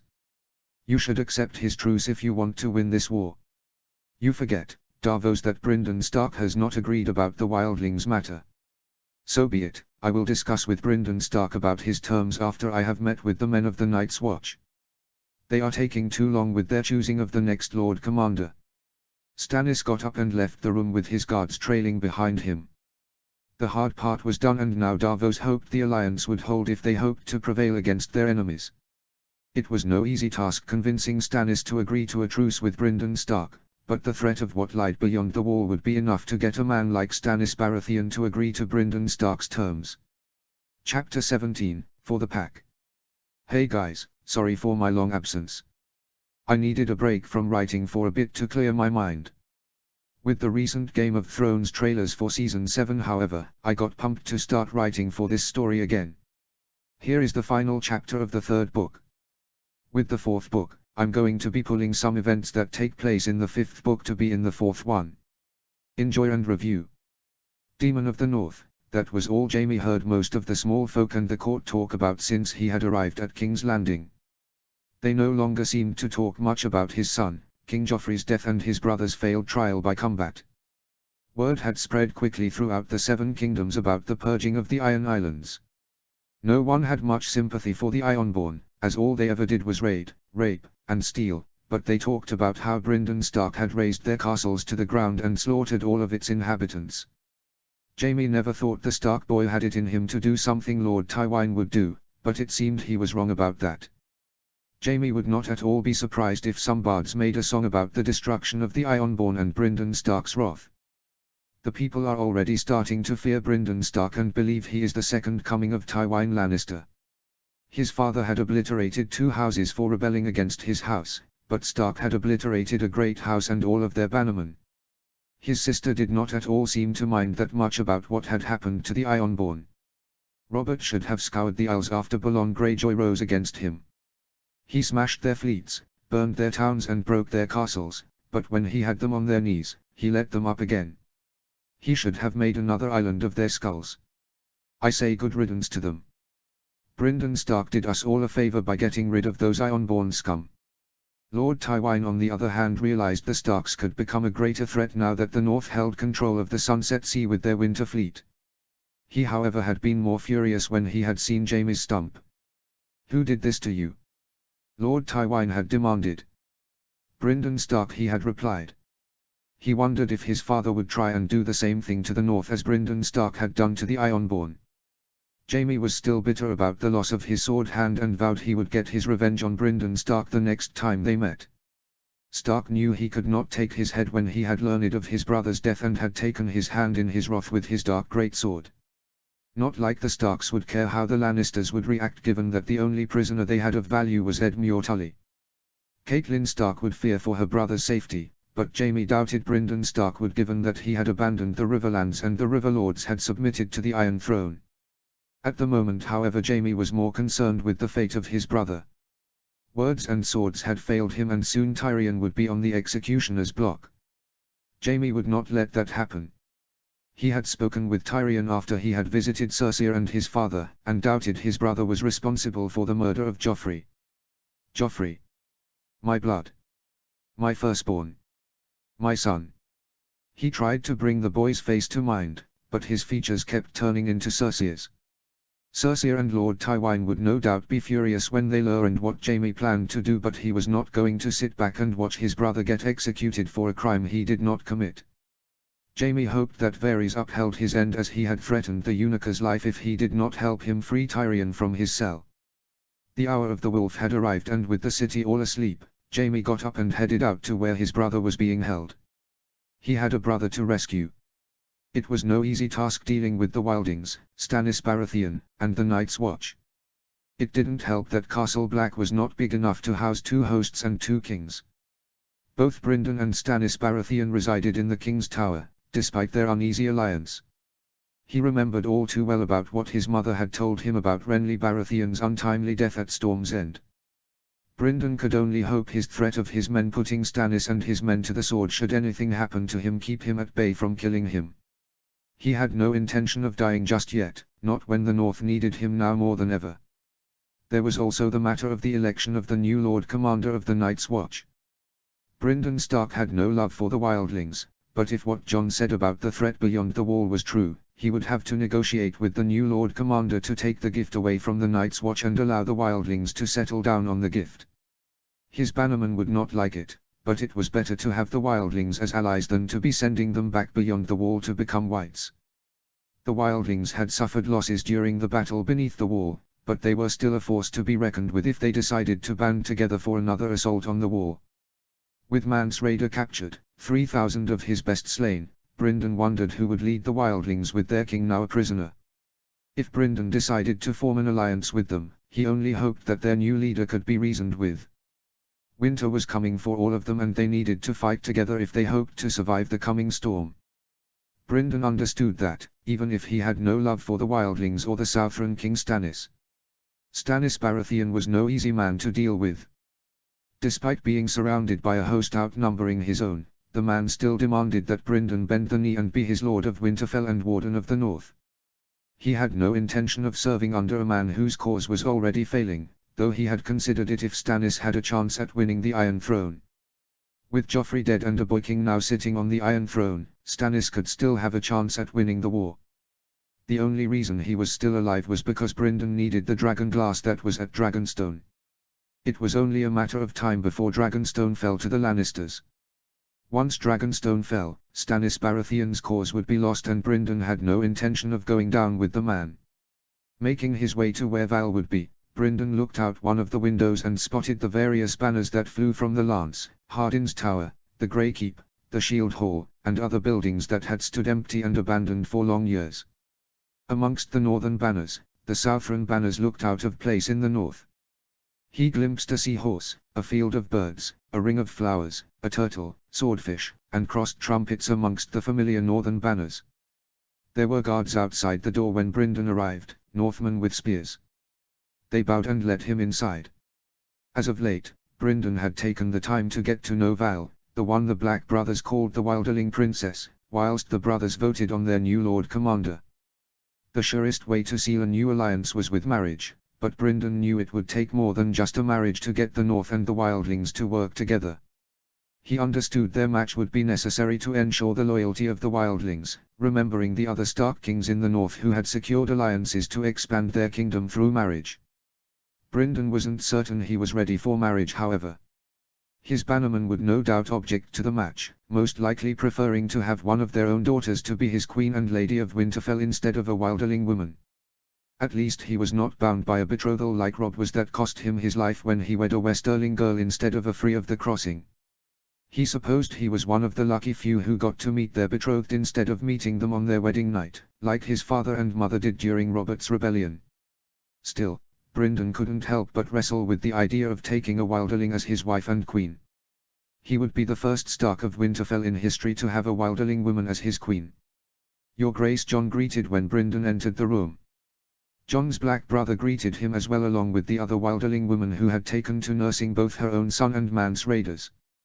Jon Brynden smiled. I was hoping if I could speak with Val alone for a bit. Of course Jon took his leave along with his black brother and the wilding woman. Is it wise for you to be alone with a wilderling? Val was certainly a fierce woman and not at all like some of the other ladies Brynden had met. She was a woman of the free folk and Brynden had experienced first-hand how skilled she was with a dagger when they had first spoken in private. Despite her position, Val did not at all greet him as many others would when speaking to a king. You and I both know that I can take care of myself, Brynden told her. Even without your wolf by your side, it would seem. Val smirked. I figured Shadow could spend some time with his littermate. They haven't seen each other in a long time. Just like Brynden and Jon. Despite his desire to spend some time with Jon, Brynden had other duties to attend to and he had noticed Jon sparring a lot as of late in the practice yard with his other fellow black brothers. What do you plan to do with Mance? I've heard some of the Queen's men desiring to see Mance given to the fire and your Northmen wanting his head. Mance is a deserter from the Night's Watch. The penalty for that is death, but you and I both know that we need him if we are to secure an alliance with the wildlings. Along with our marriage, Val added. Do you truly believe that our marriage will heal all the bad blood between our people? No, but it's a start. Many of his bannermen would not forgive him, but Brynden trusted Jon's word about the threat beyond the wall, despite his doubts. He would be leaving all those wildlings out there beyond the wall to fate worse than death, along with children like Mance Rayder's son. Better to have them as allies than enemies. He would rather deal with unruly subjects than with thousands of blue-eyed whites. The free folk choose their own kings, not like you kneelers, Val told him. They don't follow names, or little cloth animals sewn on a tunic. They won't dance for coins, they don't care how you style yourself or what that chain of office means or who your grandsire was. They follow strength. They follow the man. They will have to change if they hope to survive behind the wall on my lands. The Starks of Winterfell have always been the kings in the north since before Aegon's conquest and will continue to be when I am long gone. They won't kneel for you, Val said. I don't want them to kneel for me, I want them to fight with me when the threat beyond the wall comes. My people won't like it no more than yours will, but we need to learn to live together if we want to survive, Brynden argued. I never asked to be a king, but the mantle was thrust onto me when my brother was betrayed and murdered at a wedding. It may not seem like it now, but our marriage will help secure an alliance between my people and yours. Let me see Mance. I want to show him his son. Spare his life and I will agree to the match. You won't have to worry about me slitting your throat when we are wed if you do, Val begged. Brynden was surprised by how blunt Val was when she told him she would not slit his throat, despite knowing she was speaking to a king. She truly was a fierce woman indeed. A warrior princess, he decided, not some willowy creature who sits up in a tower, brushing her hair and waiting for some knight to rescue her. In many ways, Val reminded Brynden of Asha. Both of them were fierce women and could take care of themselves. He supposed their marriage would not at all be bad, and Brynden couldn't help but wonder what Val would be like in bed, spreading her legs for him. I will consider it, my lady. First I must speak with my bannermen and inform them of my decision.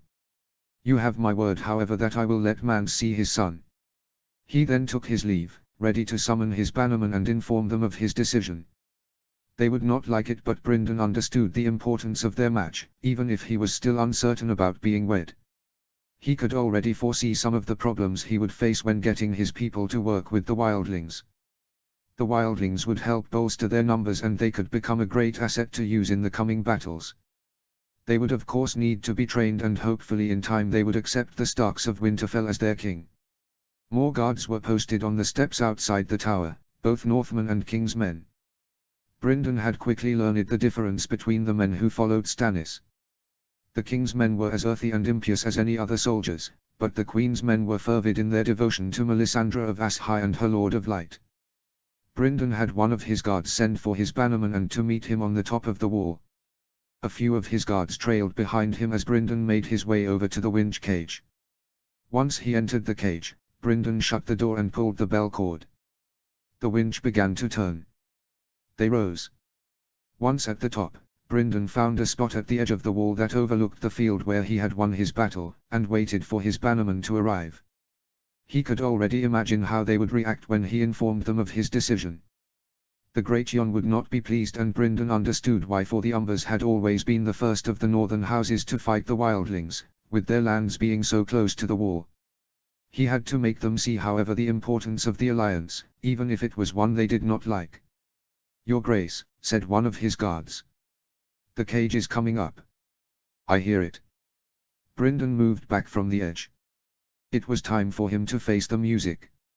First to make the ascent were Lords Harry on Karstark and the Great Yon. Robert Glover and Lady Mormont came next. After them the Blackfish and the clan chiefs Flint and Nori.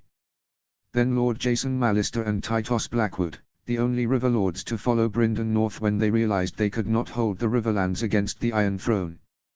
"Walk with me," Brynden told them. They walked for a bit until he said, "I've summoned you all here to inform you all of my decision about the alliance with the wildlings. I will spare Mance Rayder and take Val as my wife and queen, and allow the wildlings we have captured to pass through the wall. The wildlings that have fled from the battle will also be allowed through when we have located them. There is much we need to do in preparation." Silence greeted his pronouncement. Then the Great Yon bellowed, "Your Grace, you cannot possibly mean to let these wildlings into our lands and take one of them as your wife. They will stab us all in the back the moment an opportunity presents itself to them. They have raided our lands for years and slaughtered our people," Lady Mormont added. "Now you mean to let them through and accept them as your subjects. I know this alliance will not be easy, but we need to learn to live with the wildlings, my lords, for they are not the true enemy beyond the wall," Brynden said. The Great Yon snorted. "You cannot possibly believe what your brother told you about the others is true." "I trust Jon with my life," Brynden replied. "I know my brother would never lie to me about a threat like the others and their whites." "Your Grace," said the Nori, "where do you mean to put these wildlings, yours?" "Not on my lands, I hope," I declared old Flint. "You want them in the gift, that's your folly, but see they don't wander off or I'll send you back their heads. Winter is nigh, I want no more mouths to feed. That is exactly where I will settle them. My Lord Father once considered settling new lords in the gift, and I will do just that with the wildlings when they have proven their loyalty and once I have wrested it away from the new Lord Commander of the Night's Watch," Brynden told them. "What of Mance?" Robert Glover asked. "You cannot possibly mean to spare that man's life after he raised his sword against the very realm he had sworn to protect. Your Lord Father would have executed the man the moment he had gotten his hands on him. I need him if we hope to get the other wildlings beyond the wall to agree to the alliance. Once he has served his purpose, we will have no more use for him." Val would not like, but she would not understand that Mance was an oath-breaker. So long as Mance lived, others would see Brynden as a weak ruler and break their oaths as well. "Even if you were to take this wildling woman as your wife, how would we know that the others will uphold their end of the alliance?" "The wildlings have neither laws nor lords," Brynden said, "but they love their children. Will you admit that much? It is not their children who concern us. We fear the fathers, not the sons. As do I. Which is why I shall insist upon hostages when the terms of the alliance are brought before these wildlings. A son from each of their chiefs and captains, including Mance Rayder's son, will serve as pages, squires, and wards. The rest of the boys will stand hostage for the loyalty of their sires." His bannermen glanced at one another. "Hostages," mused the Nori. "Do you believe they will agree to this? If not, they can choose to die out beyond the wall, but I believe they will accept. Their host is broken and they know now that the Night's Watch is not alone in the defense of the wall. For centuries our people have fought each other, bleeding one another while the true foe grows stronger. Winter is coming and we need to learn to put our differences aside if we are going to survive." Winterfell had certainly changed since Catelyn had last seen it before the war. Despite the repairs done to the castle, she could still some of the damage Ramsay Snow had caused when he had sacked Winterfell. Brynden should have done the same to the Dread Fort, but Catelyn knew her son had made the right decision to not burn the Dread Fort when Roose Bolton was still loyal to their cause. With Roose Bolton slain by Sir Gregor Clegane at the fords, the Bolton line was extinct and her son would need to decide what to do with the Dread Fort. It was only a matter of time before some of the northern lords decided to claim the Dread Fort and its lands for themselves. All that mattered, however, to Catelyn at the moment was that her children were safe and home again. Sansa had been safely returned to the north and had arrived at White Harbour, where Lord Marndale had sent her back to Winterfell along with an escort of knights. From them, Caitlin had learned about a fleet of ships being spotted sailing to Eastwatch by the sea. They would have to inform Brynden of the news, but from what Caitlin knew about her son's last whereabouts was that he was sailing to the Wall from his campaign on the Iron Islands. The wildlings had finally decided to launch an attack on the Wall. Caitlin remembered not that long ago when Ned had told her he would have to call the banners and ride north to deal with the king beyond the Wall. Ned was gone though, and it was their son who rode north in his place to deal with Mance Rayder. It should have been both of her sons, but Caitlin learned about Rob's fate in the Riverlands when news of the Red Wedding reached Winterfell. She had been distraught when she learned of how Rob had died, but knew that she would have to be strong for the sake of her remaining children. News of the Riverlands did not sit well with Caitlin, but had her son stayed to hold the trident he would have been surrounded on all sides by his enemies. She should have known better than to trust Walder Frey's word after Rob had broken the pact to wed one of his daughters. With her son abandoning the trident, Riverrun was now in the hands of the Freys whilst they ruled as lords paramount of the trident for the Iron Throne with her brother Edmure as their hostage. It was only a matter of time before Walder Frey decided to have her brother put to the sword. Caitlin wished Brynden would do something about her brother's imprisonment, but she had learned that Edmure's imprisonment was part of his truce with Tywin Lannister to ensure that he did not raise his sword against the South. She had lost a son and a brother in exchange for her family being reunited again. Not for the first time, Caitlin cursed Lysa for not lending aid to their cause, believing the Knights of the Vale could make all the difference in the war. How much more pain must she endure until this war was finally over? So long as Brynden was still fighting, Caitlin feared for her son's life, not wishing to lose another child whilst the stonemason carved Rob's statue in the crypts of Winterfell. "My lady, pardon the intrusion, but a raven arrived from Castle Black," Sir Kyle Condon said. The man had been Lord Meager Sewin's right-hand man before serving as commander of Brynden's Outriders and Scouts during his campaign against the Ironborn in the north until he was appointed as Castellan of Winterfell. Brynden, Caitlin thought, making her way over to Sir Kyle, hoping that her son was safe. "What news do you bring me?" Had her son arrived on time to defend the wall against the Wilderling attack? She knew how few men the Night's Watch had and wondered if they had held the wall long enough for her son to arrive to defend them. "King Brynden Stark won a great victory at the wall against the Wildlings," my lady, Sir Kyle replied, handing her the letter. "The Night's Watch have suffered losses, but His Grace's host was aided in the battle by Stannis Baratheon." Stannis, Caitlin thought, suddenly fearing for her son's life. "I am the rightful king," Caitlin remembered Stannis declaring during his parley with Renly Baratheon, his jaw clenched hard as iron, "and your son no less a traitor than my brother here. His day will come as well." That was before Renly had been slain by a shadow and her son Robb murdered at a wedding. She had told her son about Renly's death, but she had to warn Brynden about Stannis. The man could not be trusted, and even after his defeat in the Blackwater, Caitlin had no doubt Stannis Baratheon would do anything to win the Iron Throne. Chapter 18, Blood of the First Men. Here we are with the first chapter of the fourth book, with us starting out with the wedding of Brynden Stark and Val. Enjoy and review. Jon Snow still found it hard to believe that he had been elected as the new Lord Commander of the Night's Watch. As he sat in the solar that his brother Brynden was using in the King's Tower with his war council. From what Jon could see on the looks of his brother's bannermen, they were not at all pleased with his announcement of marrying Val. Jon could not blame them, for the North and the Free Folk had been fighting each other for centuries until now. What his brother planned to do was a bold move and would no doubt anger some of his lords to settle the Free Folk on the gift. Jon already knew how his sworn brothers would react when his brother would inform them of his decision to allow the Free Folk to pass through the wall. There was not much his black brothers could do to protest, since Brynden was the king in the north and had more numbers than the Night's Watch. If his brother wanted, he could have just forced the Night's Watch to agree to his terms, but the Starks of Winterfell have always been an ally of the Night's Watch. They chose me to be their Lord Commander. The wall is mine, and the watch as well. The Night's Watch takes no part, but another voice within him said, "Words are not swords." Brynden needed his help if he was going to get the Night's Watch to cooperate with his plan to settle the Free Folk on the gift. As the Lord Commander of the Night's Watch, it was up to Jon to negotiate with Brynden on how to deal with the Free Folk. He wondered how the Free Folk would react when they heard of Brynden's price for the alliance. Both sides had something to gain and to lose with this alliance. Brynden seemed to not pay any attention to the looks of disapproval his bannerman gave. His brother wore the suit of black scale armor he had claimed from Euron Greyjoy with a surcoat over it. He did not wear the face of his brother but instead had donned the face of the king in the north and the Lord Stark of Winterfell.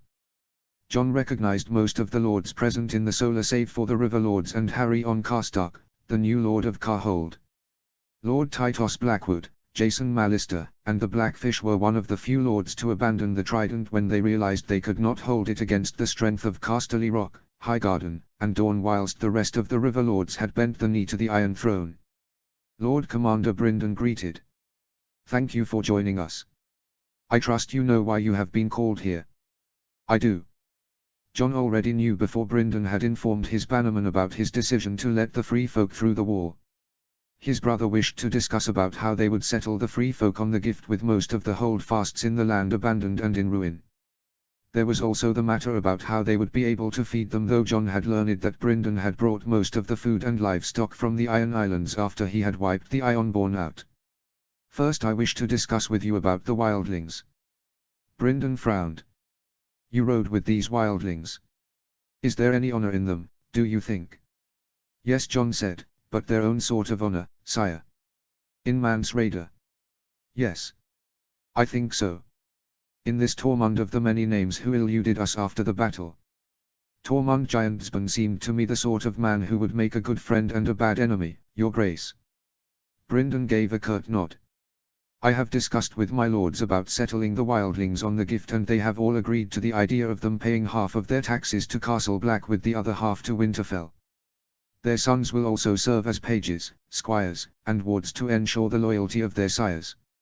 Some may choose to take the Black one day if they so wish. Queer things have happened.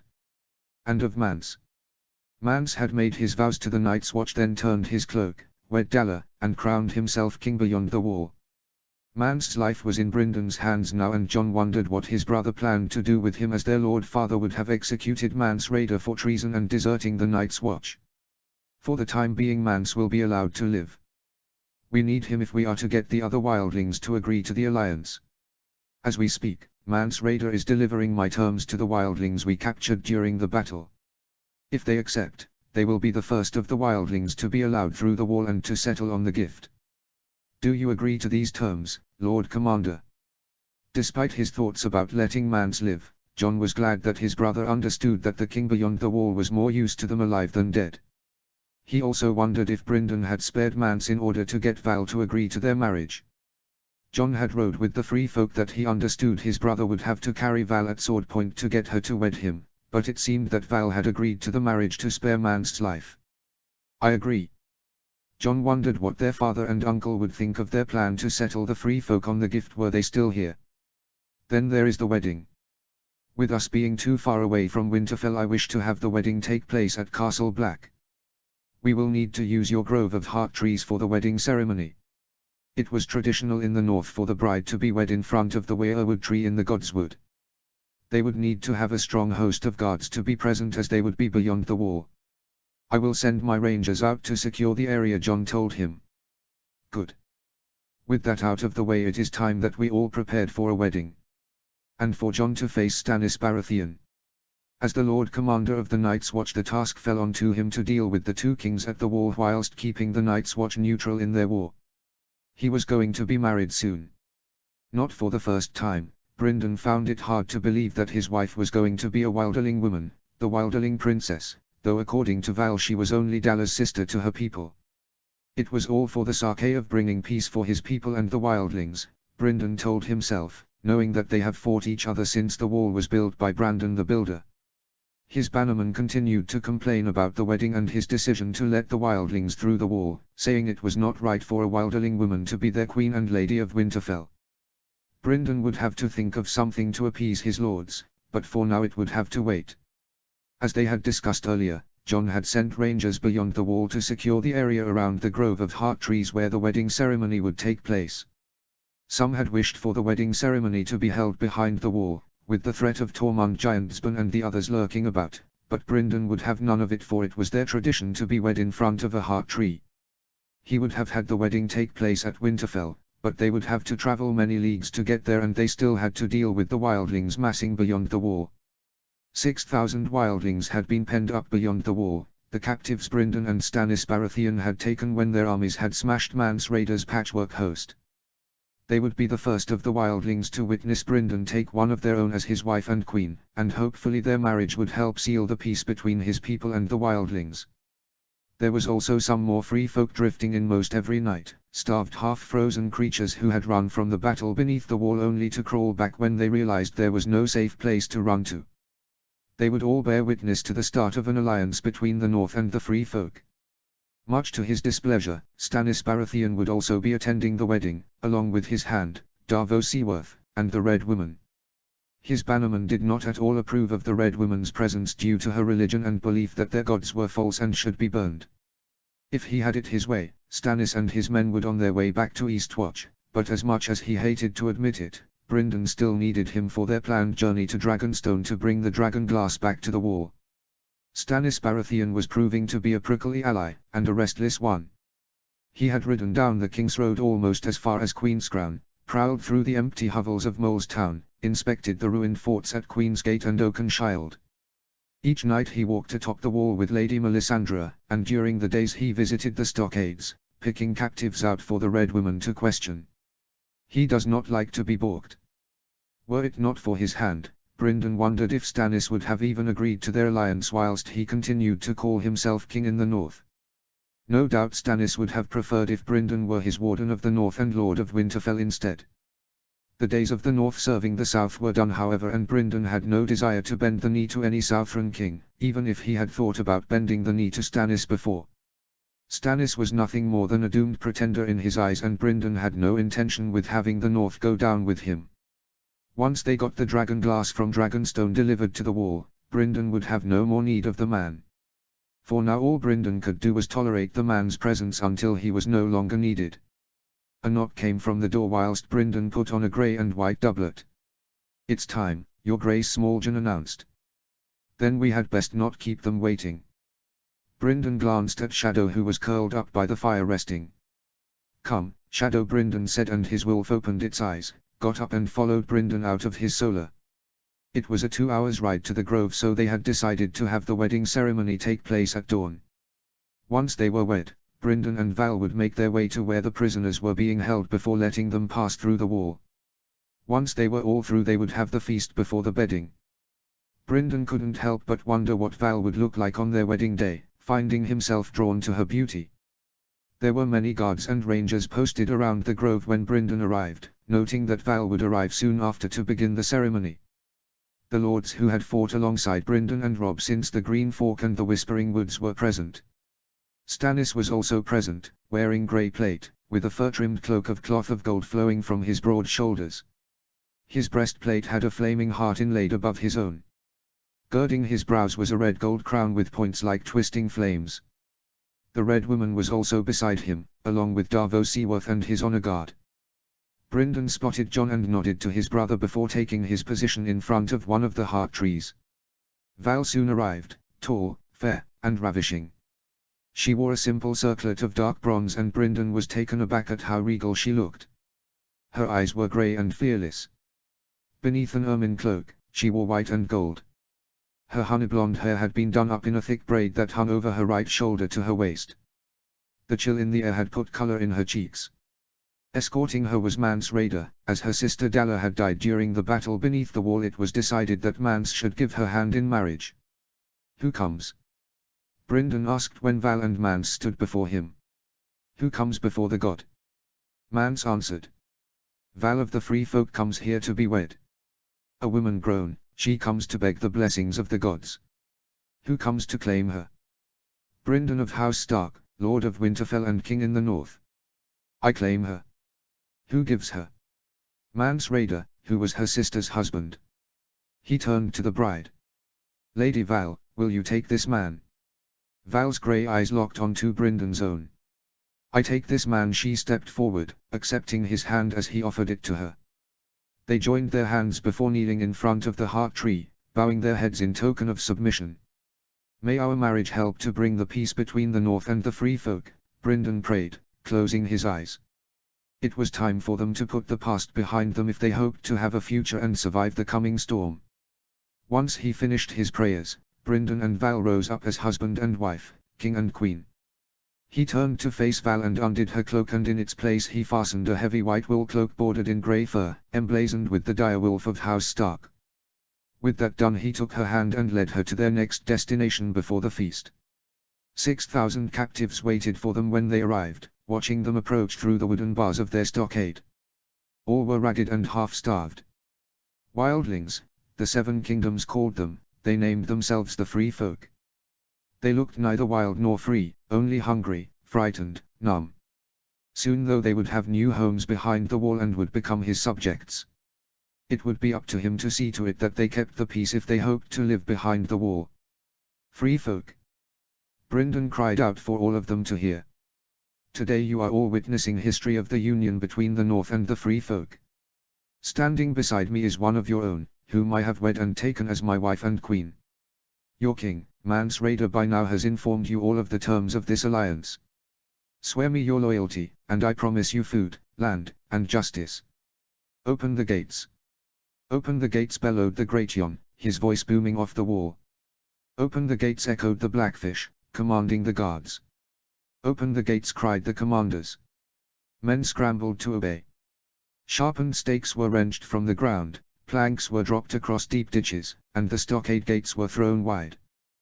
Brynden watched as Lord Commander Jon Snow rose his hand and lowered it, with his black ranks parting right and left, clearing a path to the wall, where another brother pushed open the iron gate.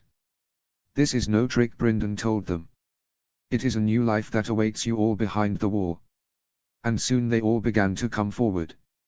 Slowly at first, some limping or leaning on their fellows, the captives began to emerge from their rough-hewn pen.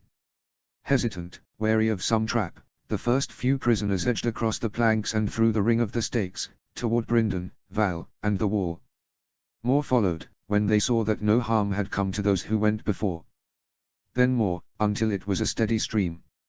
Val and Mance encouraged those who were weary to follow their brethren through the wall. Behind them was only cold and death. Ahead was hope. Saigon was the first to swear fealty to Brynden. Val, Jon, and Mance had informed him of the names of the leaders they captured during the battle. The young Magna of Thun was lean, balding, clad in bronze greaves and a leather shirt sewn with bronze scales. Lesser leaders followed.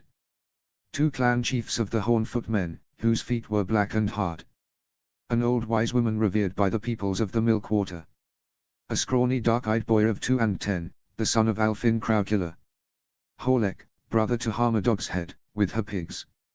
Each of them swore the same oath, pledging their swords to Brynden. Brynden knew better than to have them kneel for him, remembering the warning Jon had given him. The Free Folk despise kneelers. Let them keep their pride, and they will love you better. Having pledged their swords and loyalty, the wildlings shuffled past the ranks of the Black Brothers to the gate. On the far side, bowls of hot onion soup awaited them, and chunks of black bread and sausage. Clothes as well, cloaks, breeches, boots, tunics, good leather gloves. They would sleep on piles of clean straw, with fires blazing to keep the chill of night at bay. The tunnel through the wall was narrow and twisting, and many of the wildlings were old or ill or wounded, so the going was painfully slow. By the time the last of them had sworn their sword and loyalty, night had fallen.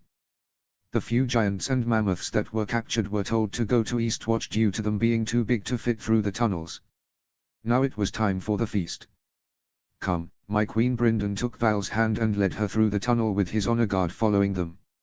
You need bigger tunnels for your wall, Val told him as they made their way to where the feast would be. No use complaining about it now, Brynden said. Besides, I doubt the Night's Watch would be open to the idea with widening their tunnels. They also don't seem pleased with letting my people through them. The Night's Watch have been fighting your people for centuries. It is no surprise that they are wary about letting the Free Folk through the wall. Your lords don't seem too pleased about our marriage. In time they will come to accept you and see you as their queen and lady of Winterfell. At least he hoped. There were plenty of other daughters from loyal and powerful houses Brynden could have chosen to be his wife, but instead he had taken a Wilderling woman as his bride for the sake of peace. His mother would not like it, but Brynden had thought about betrothing his siblings to other houses to appease his bannermen. He could not afford to divide the north with the threat beyond the wall looming over them. "What do you plan to do with Man's son?" Val asked. "I will send him to Winterfell to be fostered," Brynden told her. Man's son would not be the only babe at Winterfell if what his mother had told him were true in her recent raven. Lady Asha was due soon to be giving birth to their child, his bastard. Brynden just hoped Val would not treat his bastard the same way that his mother had treated Jon Snow. He couldn't help but wonder if his child with Asha was a boy or a girl. Val frowned. "Is he also to be a hostage like the other children you have demanded from my people?" "They will be pages, squires, and wards," Brynden replied. "So long as your people keep the peace they will not be harmed." "Your blood price." It was the only solution Brynden could think of to ensure that the free folk did not go against their word. Words were wind, but with their children as hostages, the free folk would think twice before deciding to raid and pillage his kingdom. With the common hall of Castle Black burned to the ground and the towers and buildings occupied by their soldiers, the wedding feast was held in the cellar. Once they were all seated on the dais, Robert Glover raised a toast. "To King Brynden and his wife, Queen Val." The stewards began to pour out the dishes, cod cakes and winter squash, hills of neeps and great round wheels of cheese, on smoking slabs of mutton and beef ribs charred almost black. One of the brothers took up the fiddle, and several of the free folk joined in with pipes and drums. With the broth came loaves of coarse brown bread, warm from the oven. Salt and butter sat upon the tables. It was a strange sight to see sworn brothers of the Night's Watch, free folk, northerners, and southrons feasting in the same room. Brynden supposed they could all use some celebration these days with the war and the threat of the others approaching the wall. He watched Shadow prowl the area whilst his guards remained alert, hands on their sword hilts. His guards would take no chances, not after what had happened to Robb at the Red Wedding. "Are all your weddings like this?" Val asked, as Brynden helped himself to a healthy slice of elk. "Only in the north," Brynden replied. "In the south the weddings are a lot longer and more festive than ours. Not to mention that they did not have priests." He preferred the more simpler and quicker weddings of the north than the south. "The free folk have no feasts when a man and woman are wed." No, instead it was expected of the man to steal his woman and claim her as his wife. Brynden spotted Jon speaking with one of his black brothers and excused himself, making his way over to his brother. "Lord Commander," he greeted. The black brother took his leave whilst Jon turned his attention onto him. "Your Grace, congratulations on your marriage." "If only all of my bannermen saw it your way," Brynden said, glancing at some of his lords who did not at all seem pleased with the wedding. Others had come to accept the match, though he knew that they still did not approve of the alliance with the free folk. Even with his blood price, as Val called it, his bannermen would have preferred if the free folk were still kept beyond the wall. "My brothers also do not approve of your decision to let the free folk through the wall," Jon told him. Brynden was not at all surprised at the Night's Watch disapproval of his decision. The sworn brothers of the Night's Watch had been fighting the wildlings far longer than his people have. It would take more than his marriage to Val to convince the Night's Watch to accept the free folk as citizens of his kingdom. He couldn't help but wonder what he would be remembered as for letting the free folk settle on the gift. "Hopefully in time they will come to accept my decision." "What do you plan to do afterwards now that Tywin Lannister is dead?" "I will remain here at the wall until we have negotiated with Tormund whilst the Lannisters are in disarray."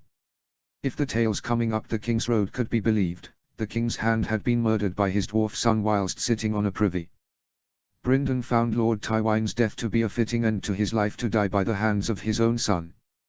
"Do you believe Stannis has a chance now that Tywin Lannister is gone?" "No. Tommen may still be a boy sitting on the Iron Throne, but he still had the strength of Casterly Rock, Highgarden, and Dorne behind him. Now if you will excuse me, I believe that it is time for me to consummate my marriage." Brynden took his leave and made his way back over to Val. Val looked up at him as he approached. "I was beginning to wonder if you preferred your brother's presence over mine." "Forgive me, my queen, we had matters to discuss." He offered her his hand and Val accepted it as she stood up. "My lords," Brynden called out, silencing the whole as they made their way down the dais. "It is time for my queen and I to adjourn to our chambers to consummate our marriage. The rest of you, remain and enjoy the food and drink." The bedchamber had been well prepared for the consummation. All the furnishings were new, brought up from Deepwood Mott in the baggage train.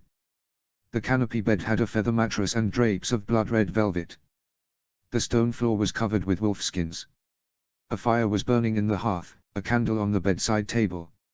On the sideboard was a flagon of wine, 2 cups, and a half-wheel of veined white cheese. "Here we are," Brindon said as Val glanced about their chambers. They were in the King's Tower. "Have you ever been with a woman before?" Val asked, stripping her clothes off with ease. "Or will I have to teach my husband how to please his wife?" "You are not the first woman I have been with," Brindon told her, remembering Ros and Asher. "Then show me how you Northerners please your women." Val climbed onto their bed and spread her legs for him. Brindon gazed lustfully at her body whilst he disrobed before joining her. He squeezed one of her breasts, noting how firm they were whilst sliding the other hand along her inner thigh, and gazed into her eyes as she stroked his manhood.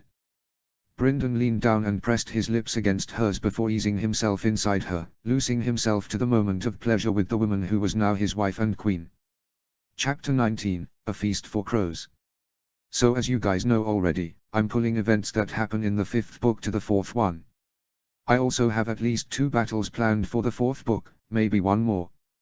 Also, after this chapter I'm probably going to start working on my O.C. Arryn story or my Harry Potter one, not sure yet. Most likely if I do the Arryn story I'll post it in the Game of Thrones section and see how the first chapter does before I decide if I want to continue it or focus on finishing this story. Enjoy and review. How many ships did you leave at Dragonstone? The Solar was hot and crowded. Davos was amongst the captains, lords, and commanders gathered in the room with Stannis and King Brynden Stark. Most of them about Stannis were Queen's men, men who had converted to the Lord of Light, whilst most of the King's men were left out. Some of the wildlings that had been allowed through the wall were amongst them, including the young Magna of Then, Sygorn, clad in a leather hauberk sewn with bronze scales. Davos did not fail to notice the looks the Northern lords gave to the wildlings. No doubt they were also still not pleased with their king taking a wildling woman as his wife and queen. Stannis grinded his teeth. Only a few fishing boats. The rest of their fleet was harbored at Eastwatch, Davos knew. Of those that had survived the Blackwater, most of the ships that served Stannis belonged to Saladhor Surren. They only had 29 ships, and if the Lannisters did decide to take Dragonstone, Davos doubted they would be able to stand a chance against the Redwyne fleet. The Blackfish scoffed. "I doubt those will be enough to transport all that dragonglass you claim to have on Dragonstone." "Do you name me a liar, sir? There is much of this obsidian in the old tunnels beneath the mountain, chunks of it, boulders, ledges. The great part of it was black, but there was some green as well, some red, even purple. It is only a matter of time before the Lannisters decide to take your seat," King Brynden pointed out. "We should act quickly to secure Dragonstone to give us enough time to mine the dragon glass. What of the other wildlings gathering around this Tormund fellow? Would it be wise for us to leave the wall whilst there is still the threat of an attack?" Lord Greatyonumber asked. "With the Weeper dead, it is no surprise that many of them are gathering around him," Mance Rayder said. "The man thought to make himself king beyond the wall before I defeated him. This Tormund does not yet know of our alliance," King Brynden added before looking at Stannis. "I can lend you the Mandaeally fleet at White Harbour along with whatever men you require to take with you to Dragonstone, whilst I will stay here and meet with Tormund to deliver the terms of our alliance." "How many ships does Lord Mandaeally have?" Stannis asked. "From the last raven I received from White Harbour, Lord Mandaeally reported that they have finished constructing over 100 galleys. The fleet should be more than enough to transport the dragonglass back to the wall." "What of your fleet docked in the gorge?" Davos asked. Davos had heard about the fleet King Brynden had taken from the Ironborn when he had defeated them on the Fever River. Since then the Stark King had used the fleet to smash the rest of the Ironborn on the Iron Islands. All that was left of their lands were islands of skulls. He doubted the people of the Seven Kingdoms would mourn the loss of the Ironborn. The Ironborn would not be missed, that much was certain. King Brynden shook his head. "It will take too long for them to sail around the continent, and they will be at risk with being attacked by the Redwyne fleet. No, it is best that we use the Mandaeally fleet and the ships we've got." "There is also the chance that we will encounter the Redwyne fleet," the Blackfish said. Stannis frowned. "Leave Lord Redwyne to me. It was no surprise to Davos that Stannis had no love for Lord Redwyne and his liege lord. The Lord of the Ubber and Mace Tyrell had laid siege to Storm's End during Robert's rebellion and feasted in front of the castle whilst Stannis and his garrison starved inside. The Lannisters will no doubt be in disarray with the death of Tywin Lannister, King Brynden said. That gives us the time to act before they make their move. Once you arrive at Dragonstone, I will send my fleet from the gorge to sack Lannisport. The Lannisters' fleet won't stand a chance against mine due to the losses they took in Greyjoy's rebellion. Not to mention that they will have few men in the Westerlands due to the losses they took at Oxcross, the Blackfish added. Don't tell me you plan to take Casterly Rock, Sir Gendry Faring smirked. The castle has never fallen. Not even the Red Kraken could take the castle once its gates were barred. I don't plan to take their castle unless an opportunity presents itself, King Brynden said. No doubt the Lannisters will be conflicted with what to do when they are attacked on two fronts. Davos said. With Tywin Lannister gone, the Lannisters are no longer a house to be feared. Let us show them that they have not yet won this war. You did well with the way you handled Janos Slynt. Father would have been proud. I did what needed to be done. He refused my orders. Despite his vows to the Night's Watch, Jon couldn't help but feel that he had avenged their father when he had taken Janos Slynt's head off with Longclaw. All of a man's crimes were wiped away when he took the Black, and all of his allegiances as well, yet Jon had found it hard to think of Janos Slynt as a brother. The man had helped slay his father and did his best to have him killed as well. Still, I am glad the man is dead. Though I wish that I had taken the man's head myself. Brynden raised his cup to Jon before taking a sip. The Night's Watch takes no part, Jon told himself, but he couldn't help but enjoy his brother's company. Jon had never thought he would see his brother again after he had heard what happened to Robb at the Red Wedding. I hear that Stannis plans to leave on the morrow for Eastwatch. Stannis will join his fleet with the Mandaeally fleet before sailing to Dragonstone. If what your brother says about the others is true, then we need that dragon glass. Hopefully Stannis will be able to defeat whatever fleet the Lannisters send to Dragonstone and send the dragon glass north before the castle is taken.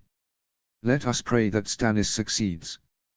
We will need all the dragon glass we can get for when the others attack. There is still the matter of this Tormund fellow we need to deal with. Jon had not forgotten.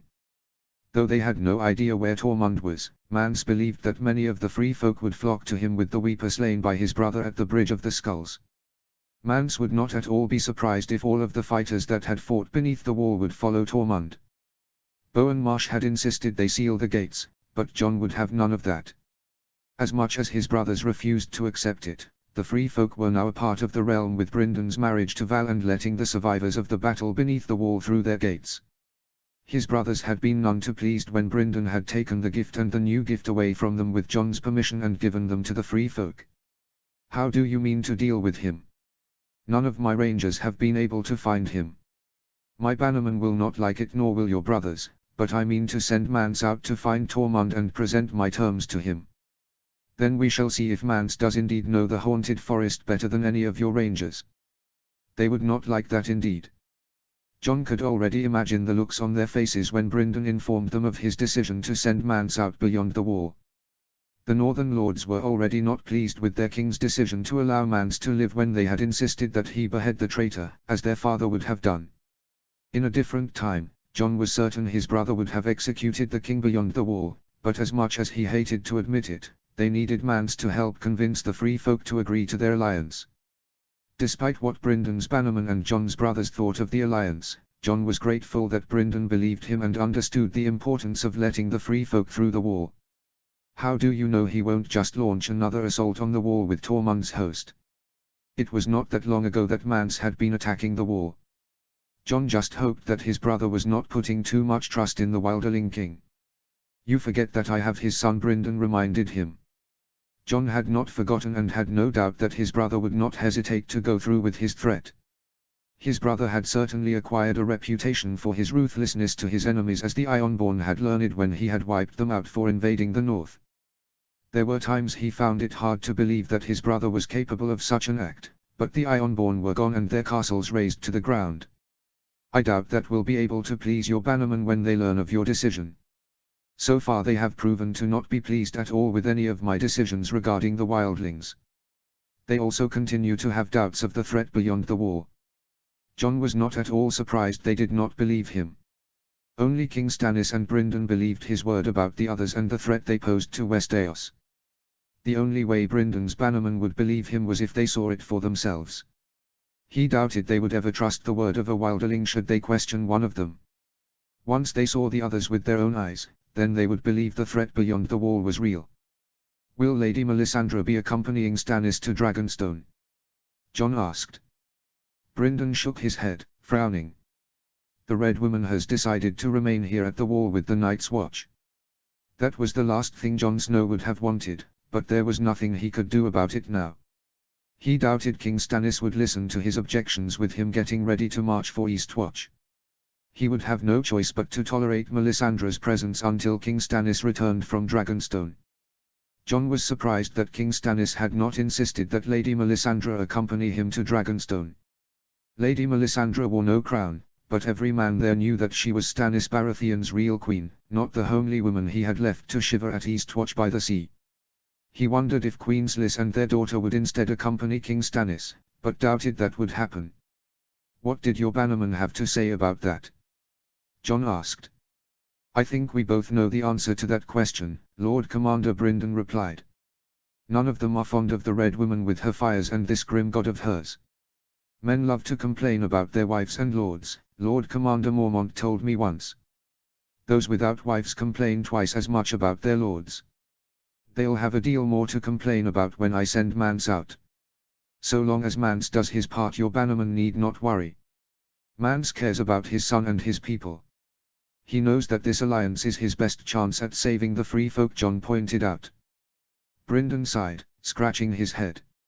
I hope you are right, Jon. So did Jon. The wall was his whilst the north was Brynden's, and they were about to let thousands more wildlings through the wall if Mance succeeded in his task. Jon could only hope that they were not too late and Mance got to them first before the others did. There were times when Brynden still found it hard to believe that he was now a married man. He couldn't help but wonder if this was how his father had felt on the morning of his wedding night with his mother. Brynden gazed down at Val's nude body, gently brushing his fingers against her smooth fair skin, and sliding them down her thighs. With the things Val could do in bed, Brynden wished he could stay locked up in their chambers all day, making love to one another, but he had other responsibilities that needed to be taken care of. Stannis Baratheon would be leaving soon to join up with the Mandaeally fleet at White Harbour before sailing to Dragonstone.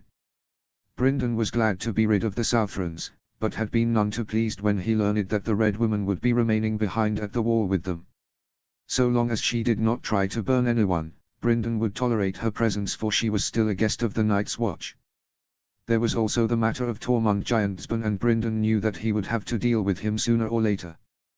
The Black Brothers had been none too pleased when they learned that Brynden planned to let more of the free folk through the wall. These were desperate times, and Brynden knew they needed all the men they could get to help man the wall with the current strength of the Night's Watch few in numbers. From what Jon had told him, they believed that Tormund had managed to gather a host of 50,000, with at least 20,000 fighters from the battle beneath the wall supporting their new leader. He would need to send someone out to negotiate with Tormund soon, but his choice would most likely displease his bannermen and the Night's Watch. Getting out of bed, Brynden got dressed whilst he looked back over at Val. His wife stirred in their blankets and sat up as he slung a coat over his shoulders. Looks like someone is finally awake, he said, making his way over to his desk and picking up the letter Yohn Royce had sent him. What are you reading? Val asked, slipping out of bed to get dressed. Brynden stared at her back whilst she made her way over to their wardrobe. He couldn't help but notice the way his wife walked. She was certainly graceful, but every step she took was like a seduction to him.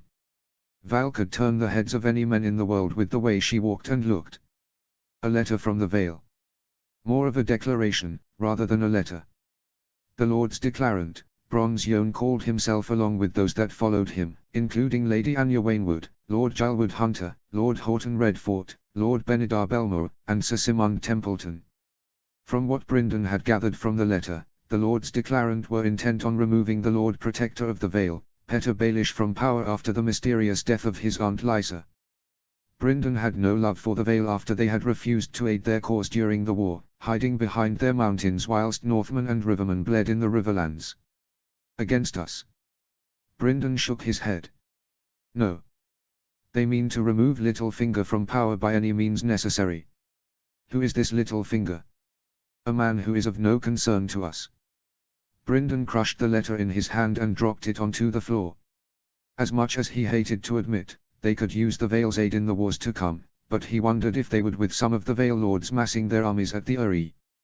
Jon had told him of how the Night's Watch would need more food supplied to them soon, and the Vale of Arryn was famously fertile and had gone untouched during the fighting.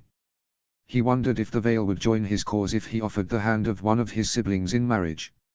Sansa was the only one who was old enough and flowered to be wed. Brynden would have to ask his mother who the heir to the Eyrie was if he hoped to gain their allegiance. You don't sound too pleased about it, Val pointed out, wrapping herself in a bearskin cloak. Because that is the least of my worries at the moment. I mean to send Mance out beyond the wall to find Tormund Giantsbane. No doubt my bannerman will not be pleased about that. Has Mance agreed to this? He has no choice. Brynden left the rest unspoken, knowing that Val knew what he meant. So long as Mance kept the free folk in line and did his part, his son would be safe and taken care of. The boy did not have a name yet, which Brynden found to be strange, but that was the way of the free folk, Val told him. Mance Rayder's son would not be given a name till his 3rd year, if they were still alive at that point, though Brynden had heard the Black Brothers calling him the Little Prince and born in battle. I could go if your bannermen are afraid of letting Mance go, Val offered. You are a queen now, Brynden reminded her. Your place is here.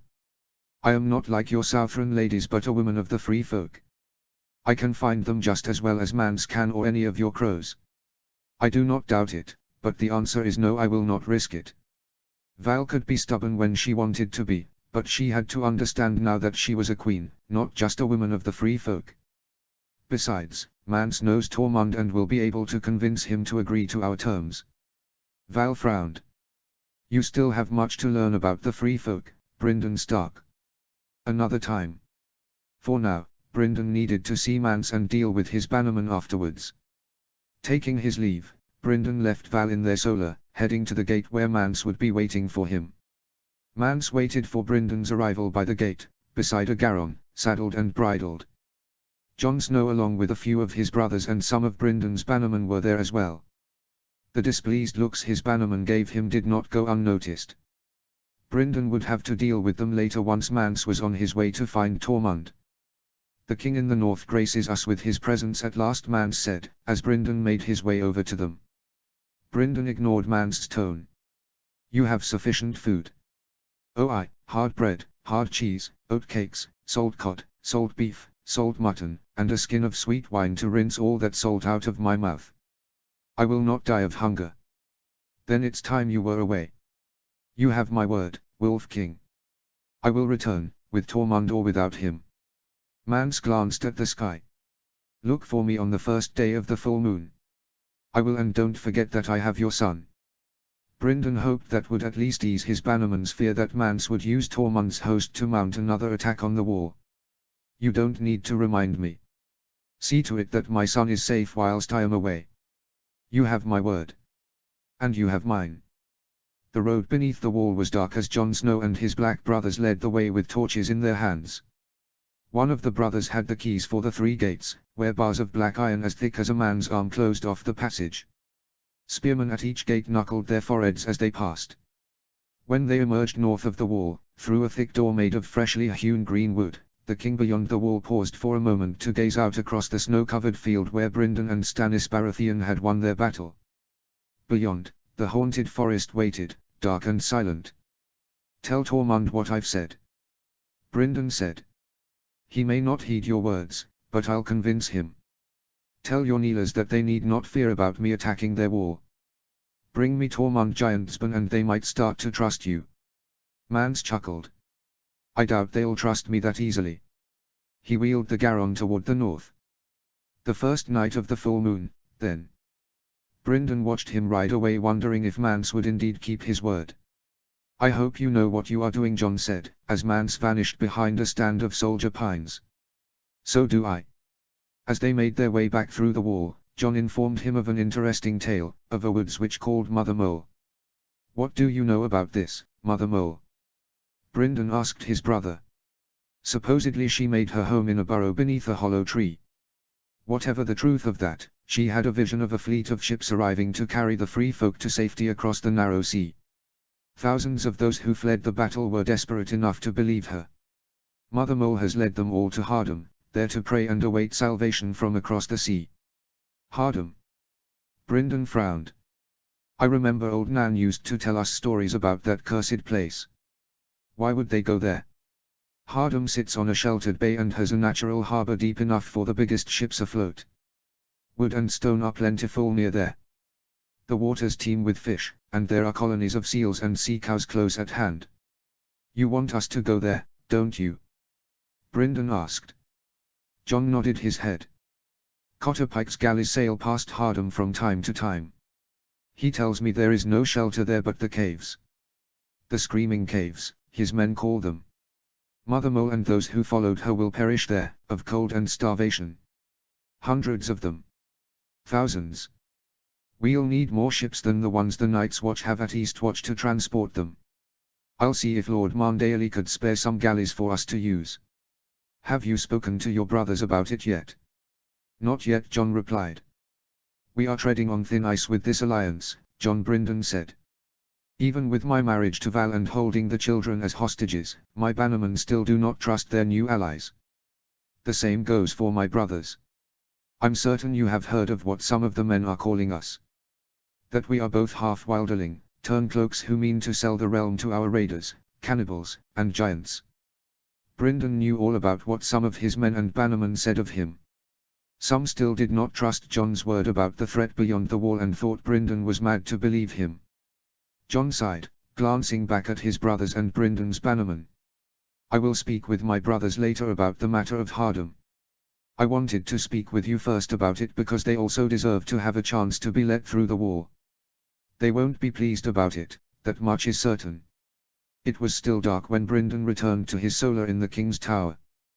The tower felt empty now with Stannis and his men gone and riding for Eastwatch. Val was waiting for him, looking bored as she twirled a long bone knife in her hand. She looked at him as Brynden entered. "Is Mance gone?" she asked. Brynden nodded his head. "He is.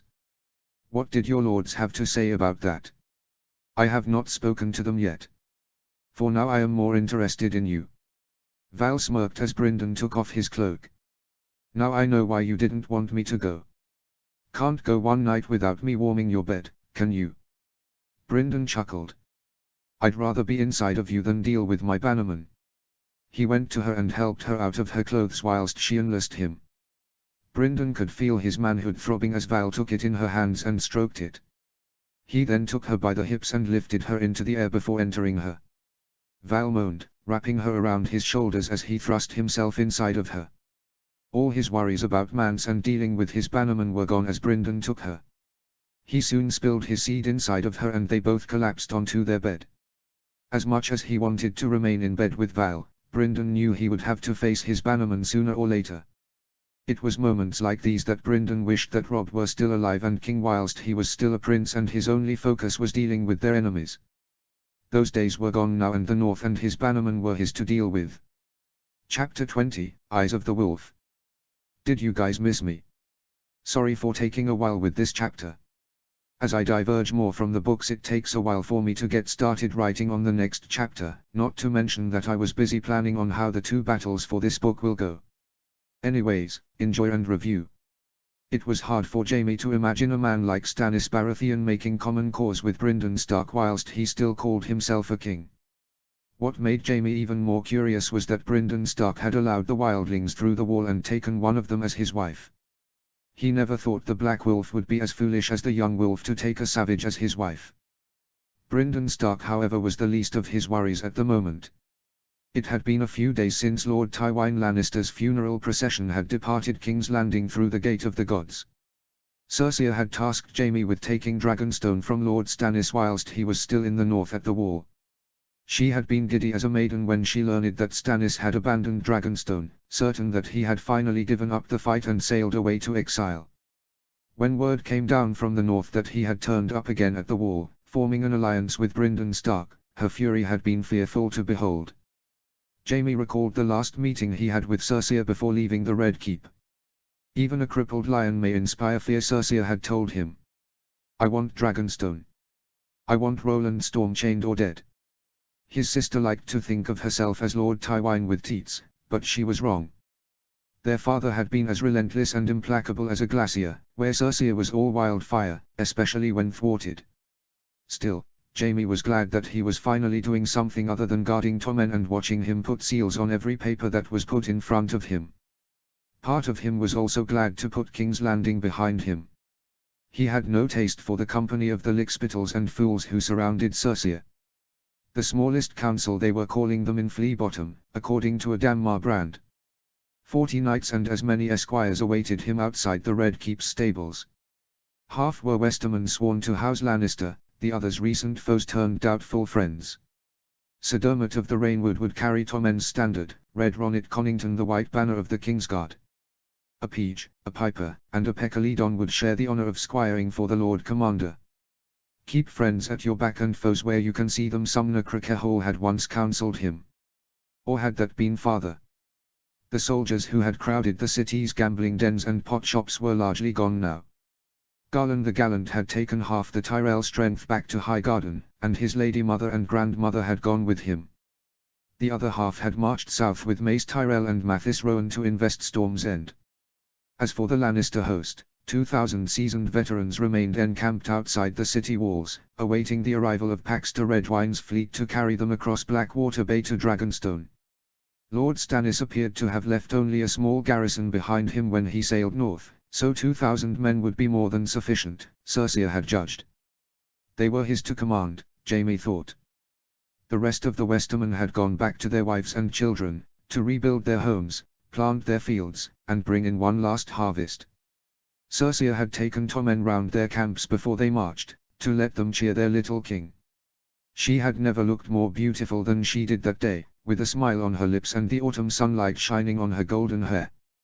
Whatever else one might say about his sister, she did know how to make men love her when she cared enough to try. Sir Ilyn Payne made his way to Jaime's side, looking like the beggar at the ball, as they marched out through the mud gate. Sir Ilyn had been half of Jaime's price, for swallowing his boy king's command like a good little lord commander. The other half had been Sir Adamar Brand. I need them, he had told his sister, and Cersei had not put up a fight. Most like she's pleased to rid herself of them. They are here, Jaime Adamar Brand told him, as he looked out at the Bay of Blackwater. So they were, Jaime noted, as the Redwyne fleet appeared over the horizon. Once he was done with Dragonstone, Jaime hoped he would get a chance to face Brynden Stark in battle. A Lannister always pays his debts, Jaime thought, looking down at his stump. You should never have sent that man out beyond the wall, Your Grace, the Gratian said as they made their way back to the King's Tower after seeing his uncle off. The Blackfish had left at dawn along with Lords Mallister and Blackwood to take command of the Winter Fleet at the Gorge. The Westerlands were weak from their previous engagements during the War of the Five Kings at Oxcross, the Crag, and Ashmark. Once Lannisport was sacked and taken, his uncle would be able to wreak havoc on their lands with most of their forces still at King's Landing. They would be able to pay back the Lannisters in kind for what they did to the Riverlands. The Lannisters weren't the only ones who paid back their debts, Brynden thought, the North remembers. Mance Rayder cannot be trusted, Robert Glover added. We've been over this, my lords, Brynden sighed, wishing that his bannermen would just accept his decision about the wildlings. Mance Rayder knows what needs to be done and he will honor his word. In order for there to be an alliance we must first start trusting each other. The man wants his people safe and behind our wall. He won't get that if he betrays us and attacks us. But to let thousands of them through, the Gratian said. You heard the reports of the numbers of Tormund's host. It is said to be half of what Mance Rayder's host was before he attacked the wall. No doubt most of them will be fighters with the Weeper and Rattleshirt slain, Lady Mormont added. And we will need every last one of those swords for the wars to come, Brynden said. If what Mance, Val, and Jon had told him about Tormund was true, then he was certain that the man would agree to his terms, whether he liked them or not. The most difficult task Brynden had to deal with for now was getting his men and the wildlings to work together. Even Jon was having trouble getting his black brothers to accept their new alliance with the Free Folk. There is also the matter about the Lord Commander. Lord Harry on Karstark said. Is it true that he means to man the abandoned castles of the Night's Watch with the wildlings? I doubt the Black Brothers will be pleased about that. Where did you hear about that? Brynden wanted to ask, but decided against it. There was no point in keeping it a secret if his bannermen already knew about it. It is. The Night's Watch does not have the manpower to garrison the castles along the wall, and so they will be given to the wildlings to help defend the wall. It was not something Brynden had agreed to at first, but Jon had insisted that the abandoned castles needed to be re-garrisoned. Jon hoped to have all of them garrisoned before the year was out, but did not have the men to do it. Even Stannis had agreed with Jon's decision before he had left for White Harbor. The man had hoped to give some of the castles to his own knights and lords, but they would have none of that. Brynden would be a fool to let Southrons hold castles of the Night's Watch as their own seats. His bannermen were not at all pleased by his and Jon's decision, however, about giving the seats to the wildlings. The Great Jon frowned. I understand that they are our allies now, sire, but to give the castles of the Night's Watch to these savages is folly, finished Brynden. I know how you all feel about this alliance, believe me, I do, my lords, but my brother has the right about it with re-garrisoning the abandoned castles along the wall. The whole purpose about this alliance with the wildlings was to help defend the wall against the threat that lies beyond. There are still 14 castles that remain abandoned, and long leagues of the wall that remain unwatched and undefended. Even with our numbers alone we cannot hope to man them all, and there is still the Lannisters we must deal with. Sir Helman Tallheart holds Moat Cailin with a garrison of 1,000 men, but they need more men to help rebuild the fortress. They soon arrived at the King's Tower, where the great white battle standard of House Stark cracked like a whip from the roof. His guards bowed to Brynden as they reached the entrance. That will be all, my lords. You are dismissed. Your Grace. His lords bowed and took their leave. The Lord Commander is waiting for you inside, sire, one of his guards said as Brynden passed them. How long has he been waiting? Brynden asked, stopping at the door. Not long. Brynden nodded before entering the tower. What did Jon want now? It had not been that long ago when they had spoken about Hardham and re-garrisoning the castles with the Free Folk. He had already sent a raven to Lord Marndaly to have him spare some ships for them to use when they sailed from Eastwatch to Hardham. The Night's Watch employed a small fleet at Eastwatch from what Jon had told him, but they would need a few more if they hoped to bring back all of the wildlings that had taken refuge at Hardham. He doubted Cotter Pike would be pleased about using his fleet to help rescue wildlings. It seemed that most of the men here still wanted nothing to do with their new allies. More guards stood outside his solar and bowed as Brynden entered the chambers. Jon waited for him by his desk where a map of the north was laid out, painted on a ragged piece of hide, whilst he looked at the collection of Valyrian steel weapons Brynden had claimed from the Iron Islands. Bright Roar, Nightfall, and Red Rain, such weapons deserved better than to be wielded by Ironborn scum. Didn't expect to see you here so soon, Brynden announced himself, shutting the door behind him. What is it that you want with me this time? Jon frowned. I take it that your lords have been giving you a hard time about Mance. You have no idea, Brynden sighed.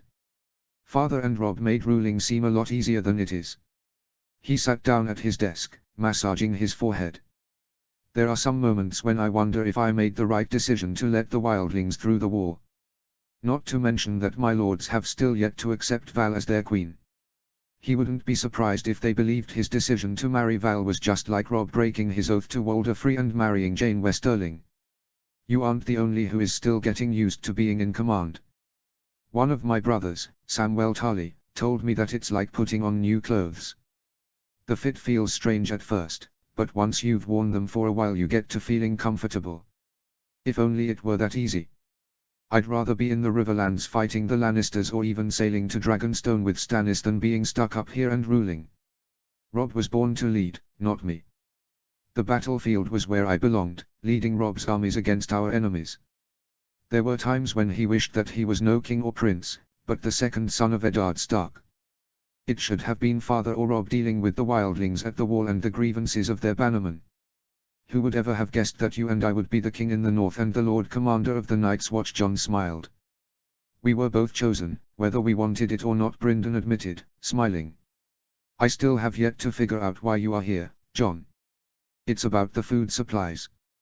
I know you brought enough food from the Iron Islands to supply your men at the wall, but the Night's Watch does not have enough to support the wildlings on its own. The Vale seems a likely place to start. I am sending my mother to the Vale to seek an alliance with Lord Royce and allies. The Lords Declarant they call themselves. I also mean to wed Sansa to the heir to the Eyrie to secure their alliance. From what I've heard about my cousin, it is only a matter of time before Robert Arryn dies and is succeeded by his heir. You don't seem to care much about your cousin's fate, Jon pointed out. Had his mother supported our cause during the war, we could have defeated the Lannisters with the aid of the Knights of the Vale. They could have made all the difference in the war, and with the Lords Declarant rebelling against Littlefinger, I mean to win them to my cause. With Sansa I can do that by marrying her to the heir to the Eyrie. Mother would not like it, and Brynden hated the thought of sending Sansa to the Vale after they had just got her back, but he needed to make alliances. The Lannisters were weak with Tywin Lannister gone, and with Cersei Lannister ruling as Queen Regent, Brynden could seek out the Vale's aid whilst she dealt with Stannis. With Lysa gone, Brynden hoped the Vale would be easier to deal with now. Before Jon could say something, a knock came from the door. "Pardon, Your Grace, a Black Brother is without," one of his guards announced. "Who is it?" Brynden asked, looking at Jon. "Clydas," a voice replied from the other side of the door. "I have a letter for you from Winterfell." "Send him in," Brynden said, wondering what the contents of the letter could be about. When Stannis had left for Eastwatch, Brynden remembered receiving a raven from his mother, telling him about the details of Renly Baratheon's death, warning him not to trust Stannis Baratheon.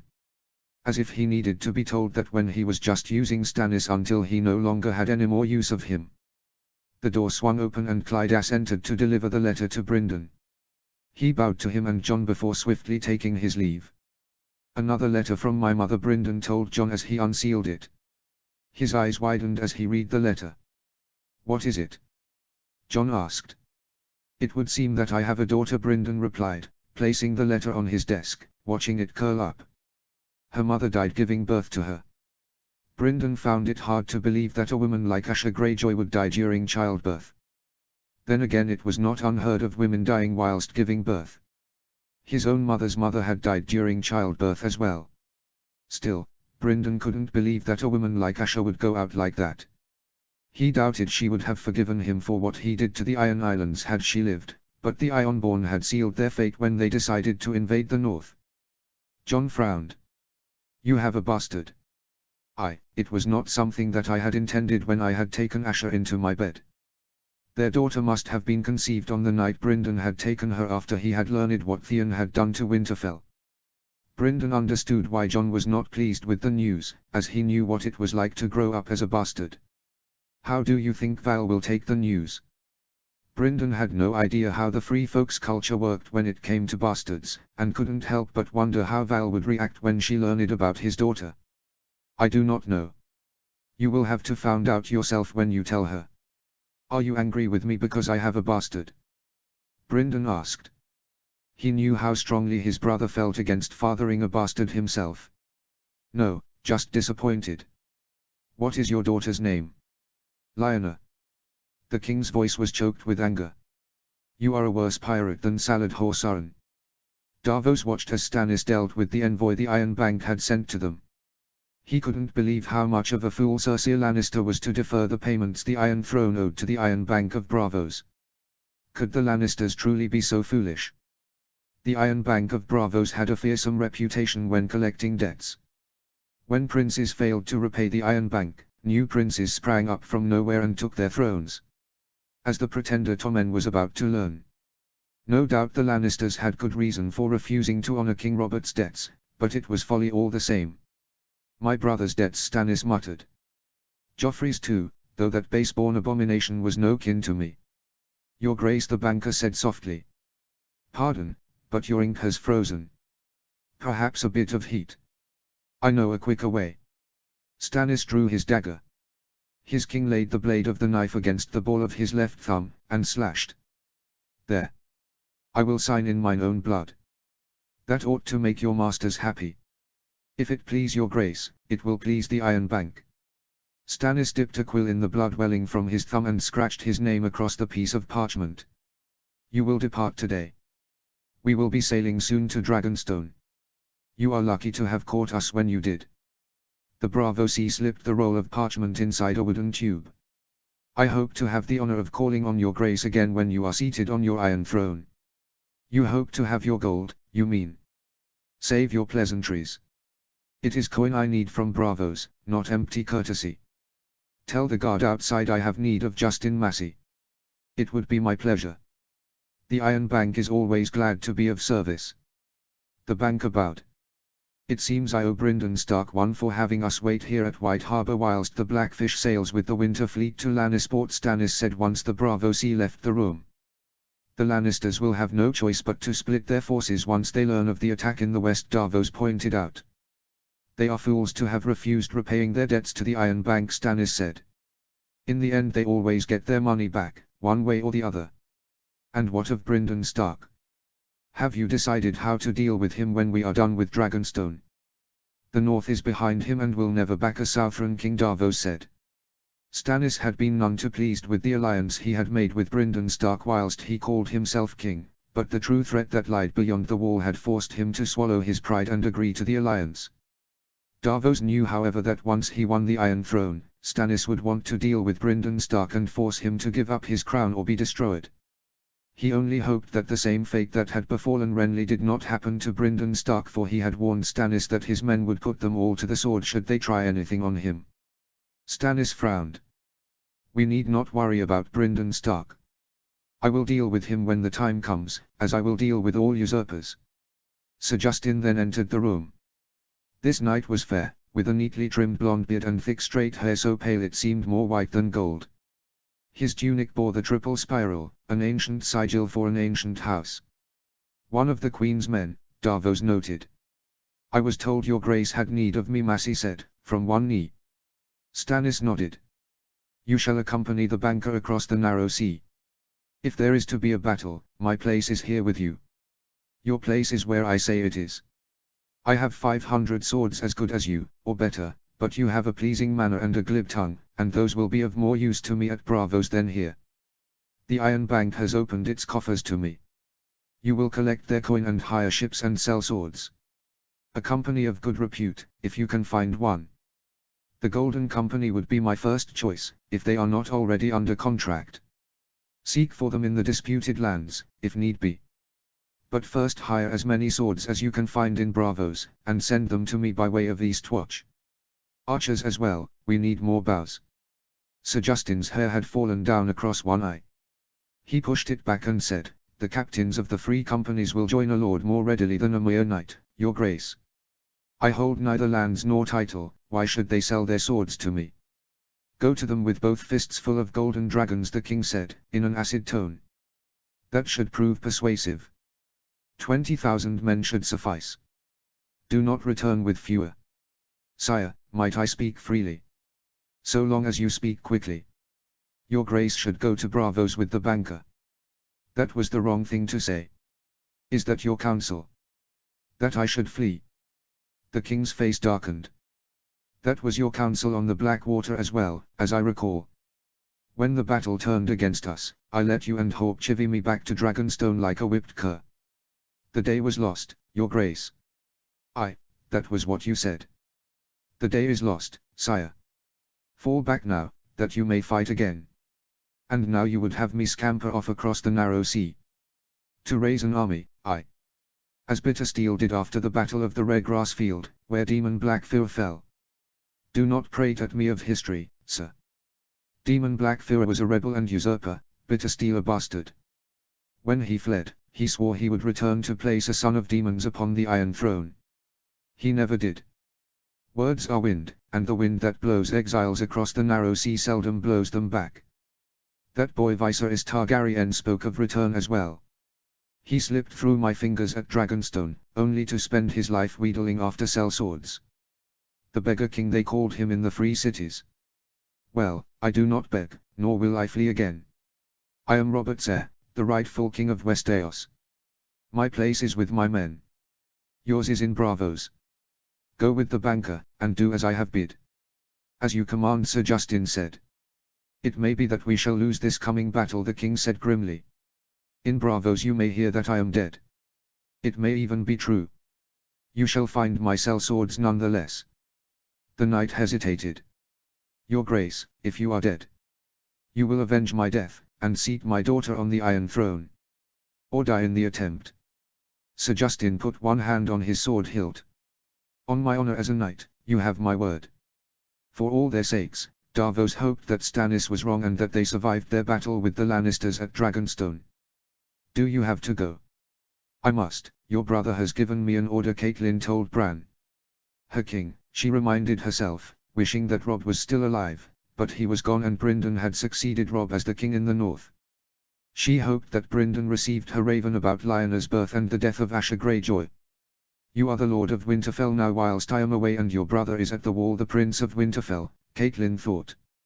She hated leaving her children behind again, but Catelyn would do her duty for her family and her king.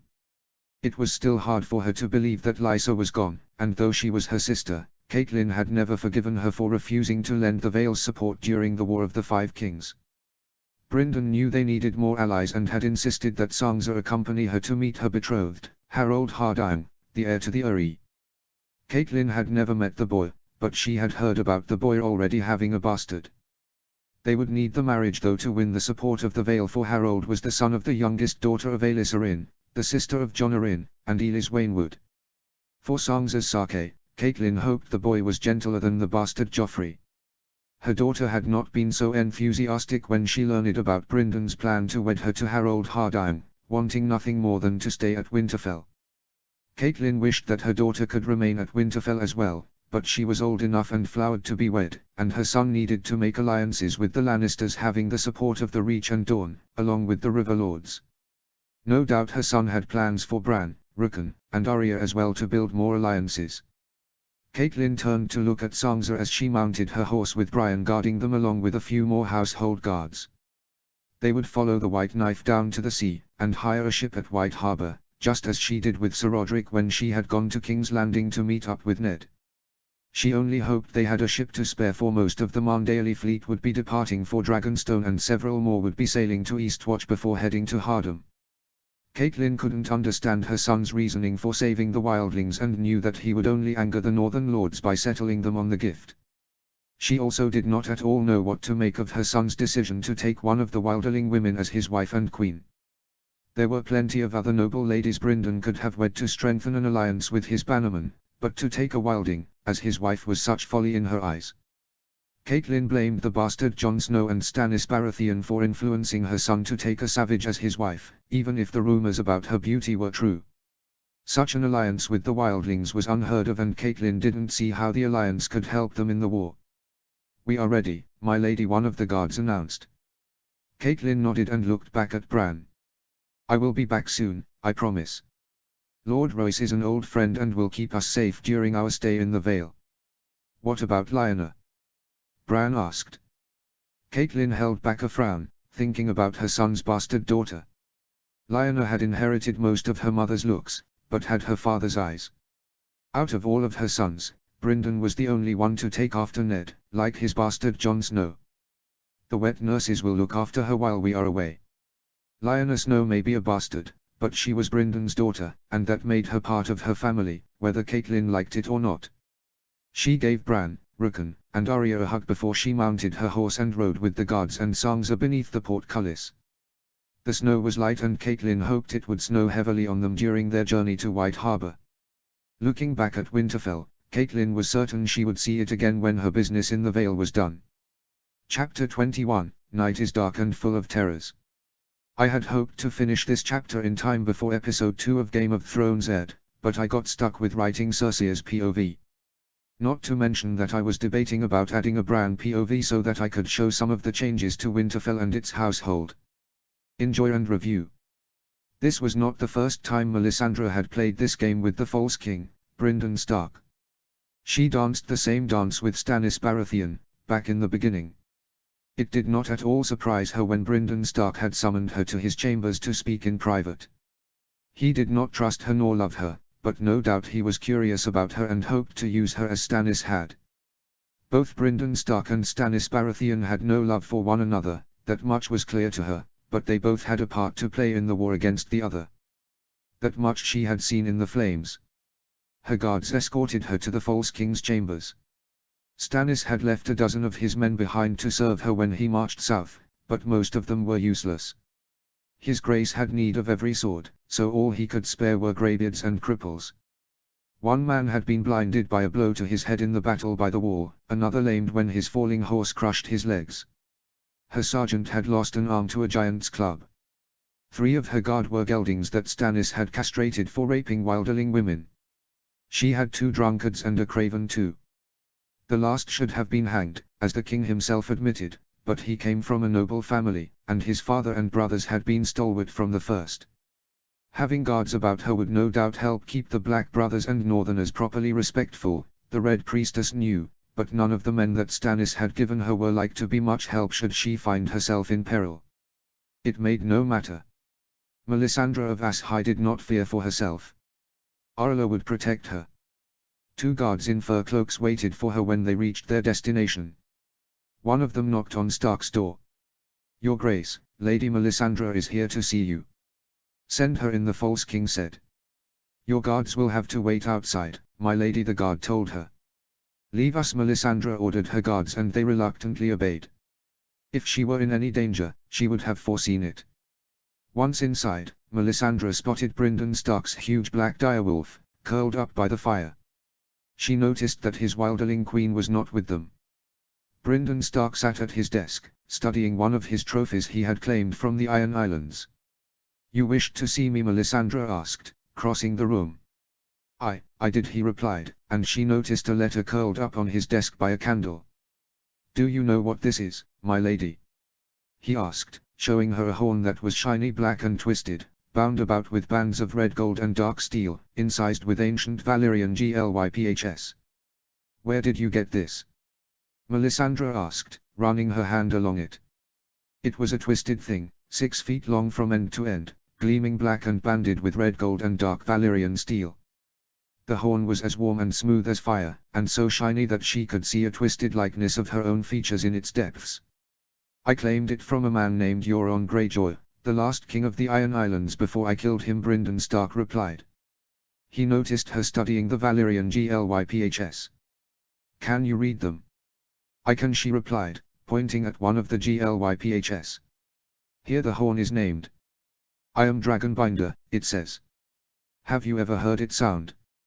"No," the false king said, frowning. "No one has dared to blow the horn, including me." A wise decision. Melisandre turned the horn, examining the glyphs that crawled across a second of the golden bands. "Here it says, 'No mortal man shall sound me and live.'" Brynden Stark chuckled. "Then what is the point of the horn if you can't use it?" Melisandre pointed to a band of steel. "Here, blood for fire, fire for blood." "What is that supposed to mean?" "Who blows the hell horn matters not. The dragons will come to the horn's master. The master of the horn must claim it with blood, but I take it that this is not the reason why I was summoned here." "No, it is not," Brynden Stark admitted, taking the horn off the desk and storing it away. "I care not about what happened to Renly Baratheon, as the Baratheons mean nothing to me anymore, but my mother believes that your king had the man killed with a shadow and fears that the same fate will befall upon me. I trust you, and your king knows what will happen to you all should anything happen to me. We will all be put to the sword." Melisandre remembered the false king's warning when her king had reluctantly agreed to an alliance with Brynden Stark. Both men had refused each other's terms, coming close to shedding blood until Lord Commander Jon Snow had convinced them to set their differences aside to face their common enemy together. "You need not fear us, Brynden Stark. King Stannis understands the importance of this alliance, as should you. Only together could they hope to prevail against the coming darkness." She left those words unsaid as she knew that Brynden Stark would not wish to hear them, no doubt believing that he could defeat this threat on his own. Brynden smirked. "Well, now I will be able to sleep easily for now on." She did not at all fail to notice the look he gave her when he made his way to the door. He wants me, Melisandre realized. He did not at all love her or trust her, but he wanted her. Brynden Stark did not seem to mind her presence and was not at all like Stannis, who was uncomfortable around women and saw them as another entirely different race. "Thank you for your time, my lady. Will you need an escort back to your chambers?" Brynden Stark asked, as he opened the door. "I will be fine. Should you need me, you know where to find me." She smiled at him before taking her leave. Melisandre prayed to Orla that they would see another day as she made her way back to her chambers. That cannot be true. Cersei couldn't believe it when she had learned that Lannisport had been sacked and plundered, with the Lannister fleet burned or captured. Damn the Starks, Cersei cursed, wishing her father had finished Brynden Stark off the same way he had done with Robb Stark instead of allowing the Stark boy to flee back to the north. To make matters worse, the Northerners had decided to stay in the west and sack other castles. "I'm afraid it is," Your Grace, Qyburn said with his hands hidden up his sleeves. "Sir Davin reports that the Blackfish is leading the Northern army." Davin, he was the one to blame for this. Cersei had named him Warden of the West after her uncle had refused to serve as Hand of the King, causing her to leave the defense of the Westerlands in Davin's hands. "It is a long voyage from the north to Lannisport," she pointed out. "How could their ships come all that way without being seen?" Her father should have put a tighter security around Lannisport after the last attack when the Greyjoys had burned the Lannister fleet at anchor. No doubt they devised a similar strategy to the one the Ironborn used during Greyjoy's rebellion, Your Grace, Orton Merryweather pointed out. If only her uncle Kevan had accepted the position as Hand of the King, they would not be in this mess. They had been so focused on taking Stannis' last strongholds in the south that they had forgotten about the north when they had fled from the Riverlands after the Red Wedding with their tails tucked behind their legs. She had hoped that Brynden Stark and Stannis Baratheon would fight each other at the wall, but that had proven to be in vain when they had made common cause with the Wildling savages. This was all but a ploy to distract her and her forces from Dragonstone and Storm's End, Cersei knew. Still, she knew that she could not afford to allow the Northerners to do as they pleased in the west. Should she do nothing, the Western lords would see her as weak, and she was anything but weak. She had no choice but to ask for the Reach Sade, with her brother and Lord Redwyne invested at Dragonstone. She turned her attention to Sir Loras. "How many men can your brothers raise, Sir Loras?" "Willers and Garland can raise 10,000 men within a fortnight and twice that in a moon's turn, Your Grace," Sir Loras replied. "Those numbers should be more than enough to deal with the northern army the Blackfish was leading in the west." Stannis Baratheon and Brynden Stark were fools if they believed she would fall into their trap. They may have drawn the first blood in the west, but Cersei would be the one to emerge as the victor. "Send word to your brothers to raise their armies at once," she commanded. "They are to march to the Golden Tooth, and from there they will deal with the Northerners in the west.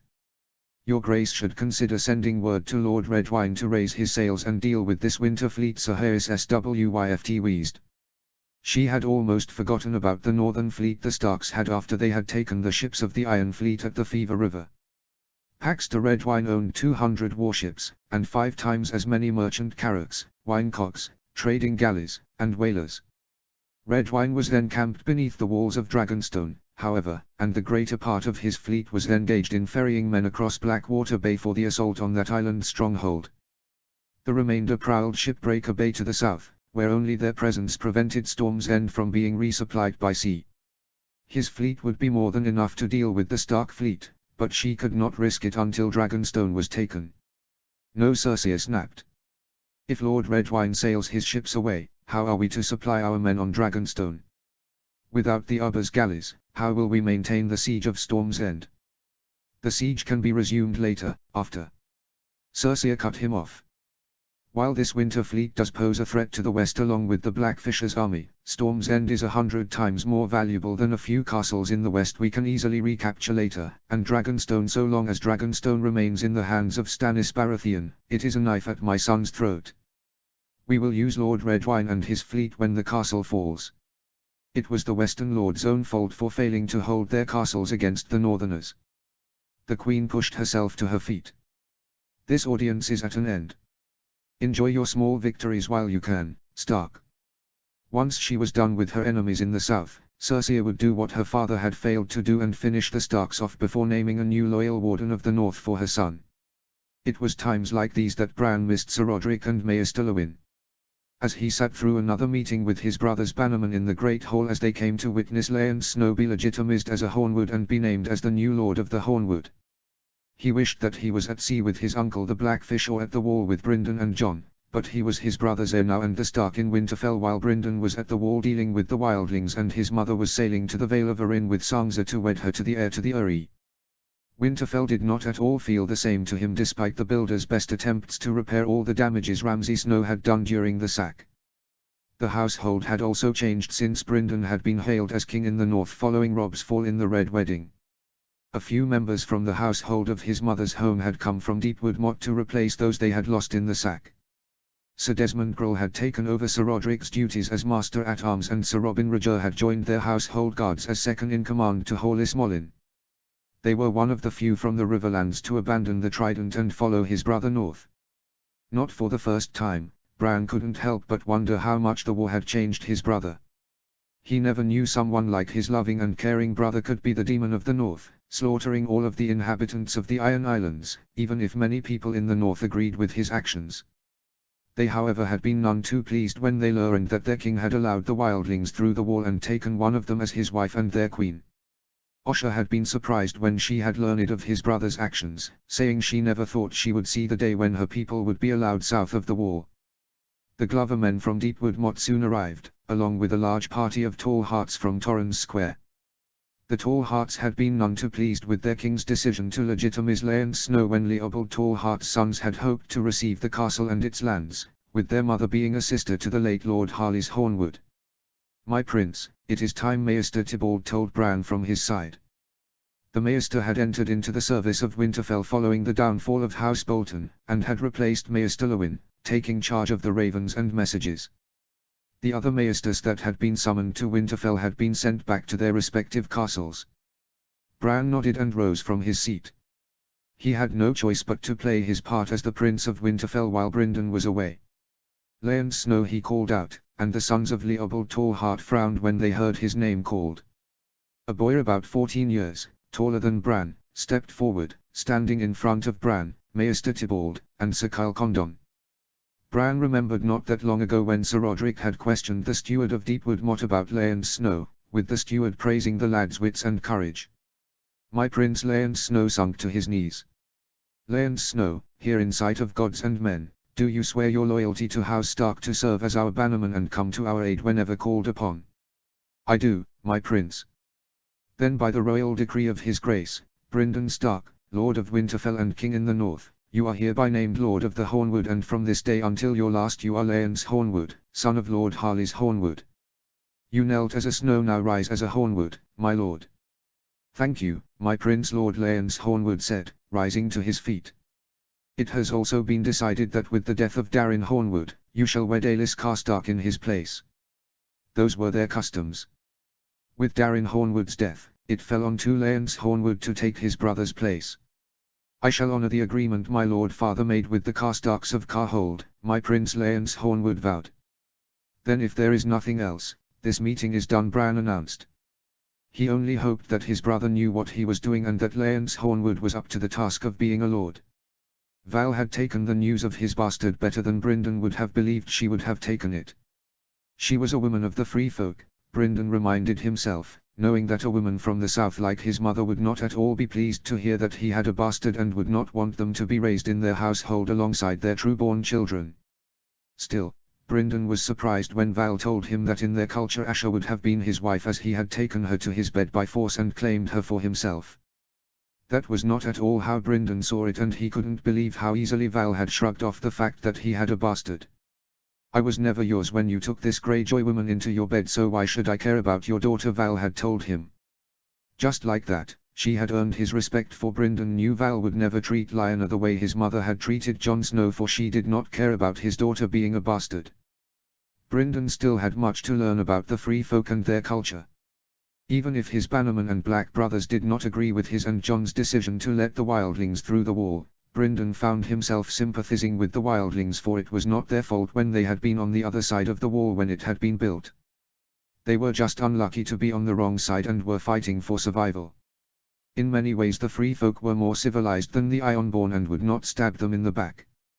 He could only hope that in time his bannermen and the brothers of the Night's Watch would accept the free folk as their allies and not as their enemies. They would all need to band together when the true threat Jon and Stannis believed came for them. Those were the least of his worries at the moment, however, as he waited for his bannermen to arrive in his solar to discuss about the Blackfish's successful attack on Lannisport. Outside, Brynden could hear the sound of arrows being knocked and loosed. One of the first things his brother had done as Lord Commander was institute daily archery drill for the entire garrison, even stewards and cooks. The watch had been placing too much emphasis on the sword and too little on the bow, he had said, a relic of the days when one brother in every 10 had been a knight, instead of one in every 100. While he waited, Brynden hoped his mother would be successful in her task to secure an alliance with the Vale. As much as he hated to admit it, the North and the Free Folk could not hope to match the combined powers of Casterly Rock, Highgarden, and the twins on their own. Even with Lord Tywine gone, he still would have to worry about their allies. Despite the odds being against them, Brynden would never stop fighting to secure the North's independence. Just like his bannermen, Brynden had no desire to be ruled by a Southron king after everything that had happened to them in the war. Robb was gone, but Brynden would do whatever it took to ensure their freedom from the South. They may not agree with his decision about the Free Folk, but Brynden was certain they knew he was doing everything he could to secure the Kingdom of the North, Robb had died fighting for. "I will be a better king than Robb ever was," Brynden vowed. There were still days that Brynden wished Robb was still here, but he was gone and the North was his to rule and protect now. He couldn't help but wonder what Robb and their father would have done in his place with the wildlings, along with dealing with Stannis Baratheon. His father would have bent the knee to Stannis no doubt, but Brynden had no idea how Robb would have dealt with the Southron king. He was already walking on thin ice with his bannermen in dealing with the wildlings, and Brynden already knew how they would react when he told them of his planned mission with Jon to go to Hardham. A knock came from the door and Brynden knew that it was time. "Your Grace, Lords Umber, Karstark, Glover, and Mormont are without," Small Jon Umber announced. "Send them in." Brynden got to his feet as the door swung open and his bannermen entered the room. "Thank you all for coming. I have just received word from my uncle that they were successful in their attack on Lannisport. It's about time we've dealt some damage to the Lannisters," the Great Jon said. "Where is the Blackfish now, Your Grace?" Robert Glover asked. "He is currently harrying their shorelines," Brynden replied. Just as he had commanded, the Blackfish had brought 20 ravens on board to keep in contact with him of their current situation. It was only a matter of time before the Lannisters sent a force to deal with them. "That will certainly get their attention," Harry On noted. "I have sent word to White Harbor so that Stannis can set sail for Dragonstone. Even with our attacks in the west, I have no doubt the Lannisters will remain focused on Dragonstone, but with Stannis in command of the Marndaeli fleet, the Redwyne fleet won't stand a chance." Though he had no love for Stannis, Brynden knew the man would be able to come up with a plan to defeat the Redwynes. "Still, I doubt the Lannisters would divert the men they currently have invested to Dragonstone to the west," Lady Mormont said. "I would be surprised if they did," Brynden said. The Great Jon frowned. "Then why attack Lannisport, Your Grace?" "To send the Lannisters a message. The North remembers and the Lannisters aren't the only ones who pay their debts back," Brynden replied. Even if the Trident was no longer part of their kingdom, Brynden would make the Lannisters suffer the same devastation to their lands just as the Riverlands had during the war. Harry On grinned. "Then the rest is up to Stannis. Now here comes the hard part. There is also another matter I wish to discuss with you all, my lords. It is about the wildlings." Just like that, his bannermen frowned at the mention of their new allies. This would not be easy, but if Jon had the courage to tell his black brothers about their mission to Hardham, then so could Brynden. "What about them?" the Great Jon asked. "We all know of the host that has gathered around Tormund Giantsbane, but there is another that has gathered at Hardham. The Lord Commander and I have decided to go there and bring them back here to join the rest of their people south of the wall." "You mean to let more of these savages through?" Harry On asked. "One of those savages is your queen, my lord. They are my people now, just as much as all of you. Even if his lords did not like it, the free folk were his responsibility now, and if he could save more of them then he would. If we do nothing they will starve and die. And become whites if what Jon told him was to be believed." He still had his doubts, but Bryndon trusted his brother even if what he had told him sounded mad. They chose their fate when they decided to go to that cursed place, Gratian growled. Why should we waste our resources to rescue them? They are all fools. Because of the threat that is coming, my lords. I know it is hard to believe, but I trust my brother. He wouldn't lie about such a threat. I would rather have these savages you call them as allies than foes. Once they are behind our wall and are at full strength, they will stab us all in the back when we let our guards down, Lady Mormont said. Have you forgotten that we have hostages, my lords? The same terms that I gave to those after the battle beneath the wall and to Tormund when he arrives will also be given to them. I wanted you all to know that before I leave with the Lord Commander for Hardham. You are all dismissed. Bryndon sat back down at his desk while his lords swiftly took their leave. Damn you, Jon, Bryndon cursed. It was because of Jon and Stannis Baratheon that he was in this mess with his lords. How could he have been so foolish to believe it would be an easy task to unite his people and the free folk?